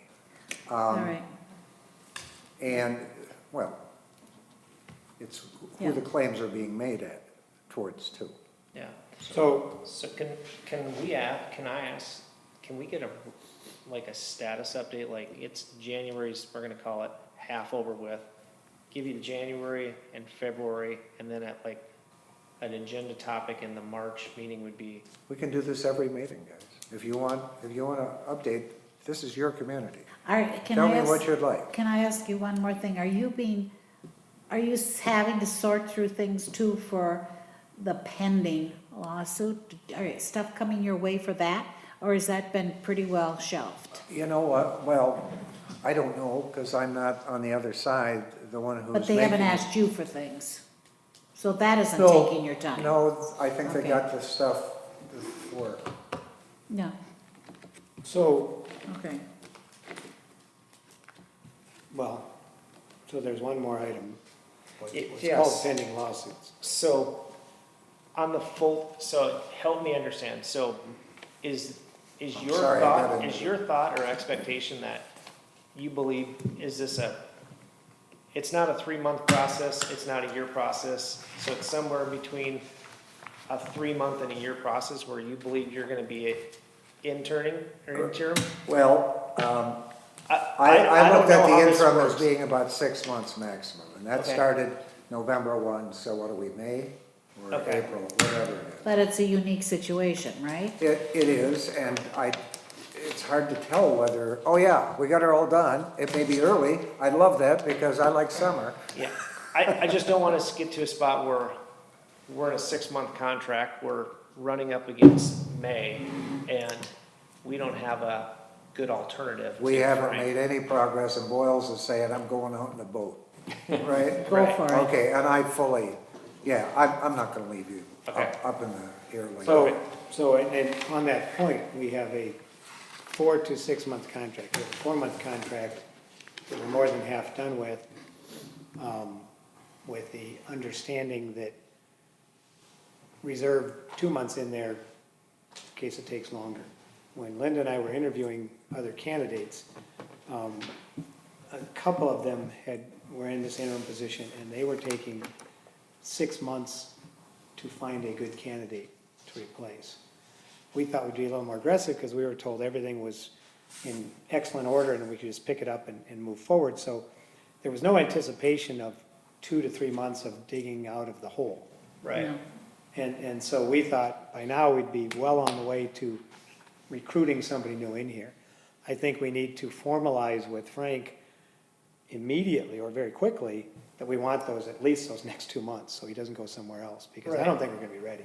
Well, do we believe we're gonna be ready by May 1? Feels like we should button up the next 2 months with an optional another 2. I agree. I mean, I don't wanna get us in a spot where we're trying to train in the next interim one. We got a lot better data set to start with, but it's like. I think it's, again, from what I've seen with Frank since he's been here, and the frustrations that has been thrust upon him. If Frank, when we first talked, we said, would you at least pencil in the 6 months? We'll sign you up for 4, being very optimistic. Would you pencil in the 2 months? And I believe to this date, you've still got those 2 months Yeah. reserved for us. Okay, The idea that there might be another 2 months beyond that, I think you're gonna have to think about on your hour drive home, and it's after 10 o'clock already, and there's deer out there, watch out for them. Just waiting for me. give some deer Um, whistlers. We do know, Frank, you came into a real, I mean, I've said this many times, into an extremely difficult situation. But that being said, I do think it's reasonable, because in the contract, Frank is supposed to be helping us find the next Right. replacement. Yeah, I think it'd be good if in that transition, when we find that person, Frank holds their hand as long as they need it. Frank is helping train in, here's where everything that I know, now you're on your own. If you get the right and person, that'll be Natalie a fairly too, quick transition.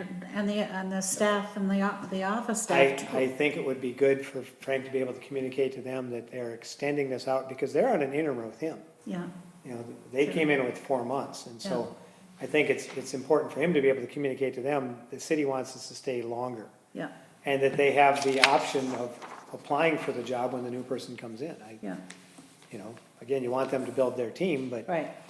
I mean, we're putting a lot of time into Natalie, and she's a great sponge. I tell Good. you what, she's That's just good. smart as heck. Good. And she applies it very, very quickly. Good. And so, we don't want to lose her, I don't think, in any way, shape, or form. Same thing with Adrian.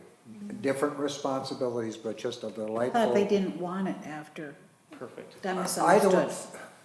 don't, in her finest, in her best world, I don't think Natalie wants to be pushing to 40 hours a week, but it's Okay. been kind of going like that, because when you're learning, sometimes you just take the time that's available to you. Yeah, she's a hard worker. Natalie has multiple jobs.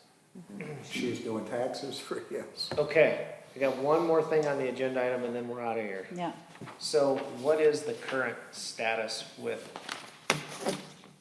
is there a pending lawsuit that's out there, or where is it, we've got, The we city- initially were served notice that there was an so what is the legal terms of where we're at and what's going on? So I asked specifically in response to your question, I asked the city attorney, is there any lawsuit against the city? Because there can be other ones that are hanging out there or in process, and he said, no, that's the good news. The two things that are there are two hearings, one on the 18th, one on the 20th, Yeah. for unemployment compensation. Yeah, But you have to, But that's separate, yeah. yeah, but you still end up burning up all kinds Yeah, of yeah, time on those things, because that's what we owe the So the others residents. are dropped then? No, so, again, because I'm named in these things, I'm gonna tell you, that's part of, if people saw a car around originally, part of that was this. We've received over 400 pages of, I will call crap, because it's not legible, it's repeated, it's amazing stuff From where? from people trying to claim unemployment. Hundreds of pages, and it comes in shifts, it comes in marked, we've had 15 exhibits, 124 pages long, literally, Okay. over 400 pages of stuff, that's newspaper articles and Facebook postings, and Frank has to deal with it all. Well, I didn't know any And of so, that. we've been called in, the lawyer's been called in, Okay. because we have to testify. You guys were asked to testify. We have former city staff testifying, we have current city staff testifying. This is on the unemployment Yes. claim? And what it looks to, Claims. what it That- looks well, to that's be, the there's one two is claims, this much. they're appeals, So you're They asked, were are you denied. testifying for the city, right? huh? You're testifying for the city. Yes. We haven't So- been, have you anybody? No, been you were to asked to testify for the appellant. Oh, no, but I said no. Yeah. And Um, I'm also testifying on behalf of the city because I'm a named party. So we're Oh, named you're parties. named in that too? Yeah. And so we have to testify, so it's half a day on Tuesday, and I don't know how long on Thursday. But that's Frank's time, 'cause he's gotta be there. Bob's time, he's gotta be there. Bob's preparing. There's a book this thick right now. It's one of those 4-inch. So these are both for, this is like a Unemployment. unemployment appeals Right. the trial, fir- the- discussion or whatever. Yeah. And the problem is, if you look at the documents that they provided for that, it looks like this is the precursor, this is the test water for a suit. We don't know, but they've got an attorney, and the attorney's flooding things in here. And it's like, we just want to bury you so you can't get the rest of your work done. Okay. Mayor, And- you'll be happy to know that I received another packet apparently after I left today. So each day, there's another packet that comes in. What is This is a strategy. So finally, the attorney got frustrated because literally, you're talking about things that are 4 times as thick as this. And it's remarked and mismarked and illegible and redacted and the state can't seem to get clean copies out. But every time it seems, if you're still getting them, I think we've You'll had. probably get them too. It's daily, you're getting another packet. And some of it's a repeat and some of it's not. So what they just wanna go on unemployment, but it's costing us a fortune to tell them they can't be on And it unemployment, costs us a right? fortune to give them unemployment because we have to pay it. For how long? $1 for a year. Till they find a 52 job. weeks, right. Yep.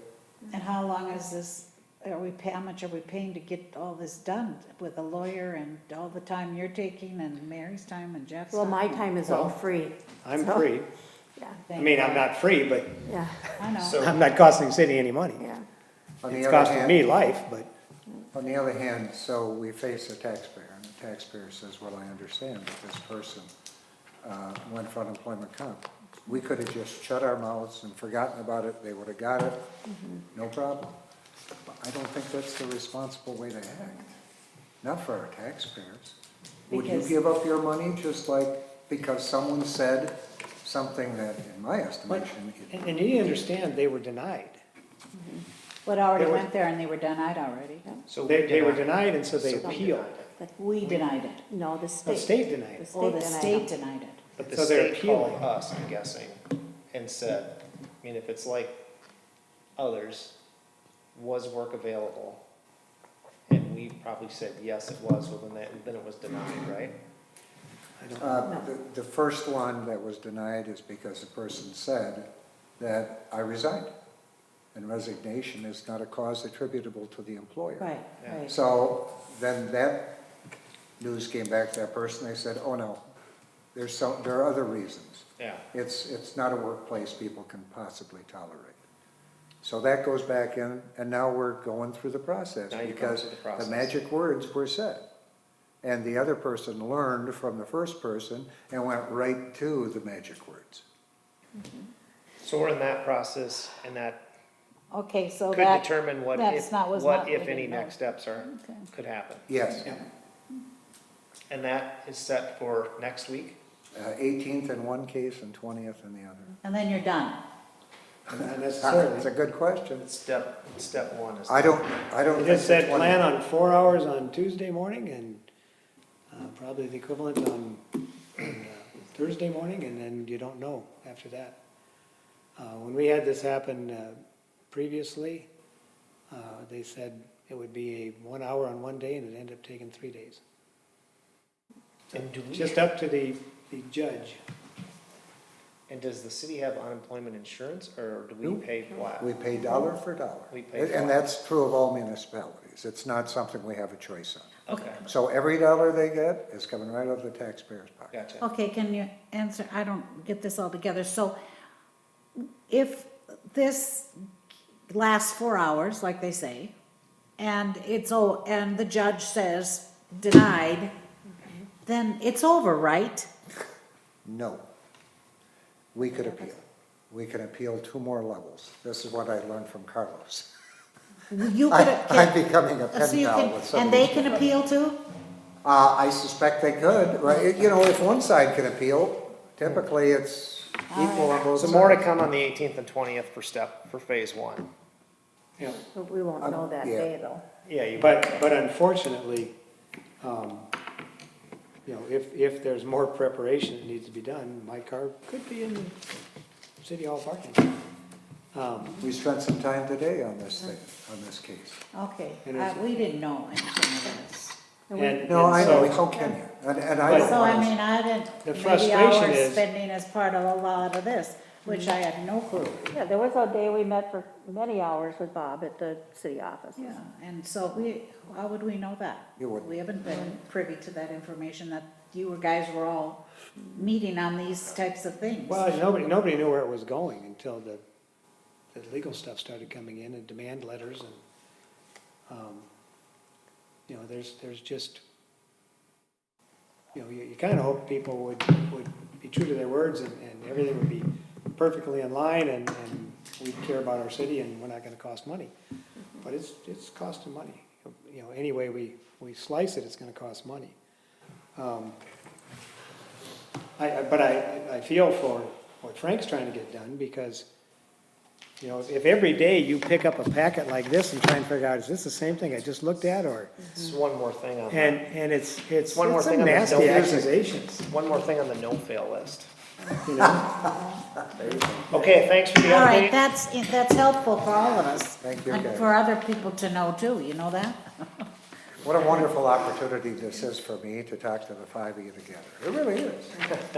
Hey, Well, I- it helps us see things. I'll make a motion to adjourn. I second. All right, we have a motion and a second, we are adjourned, Can I just- 10:20. So one of the things staff has said is that they have not met 2 of you. They have not? They have not met 2 of you.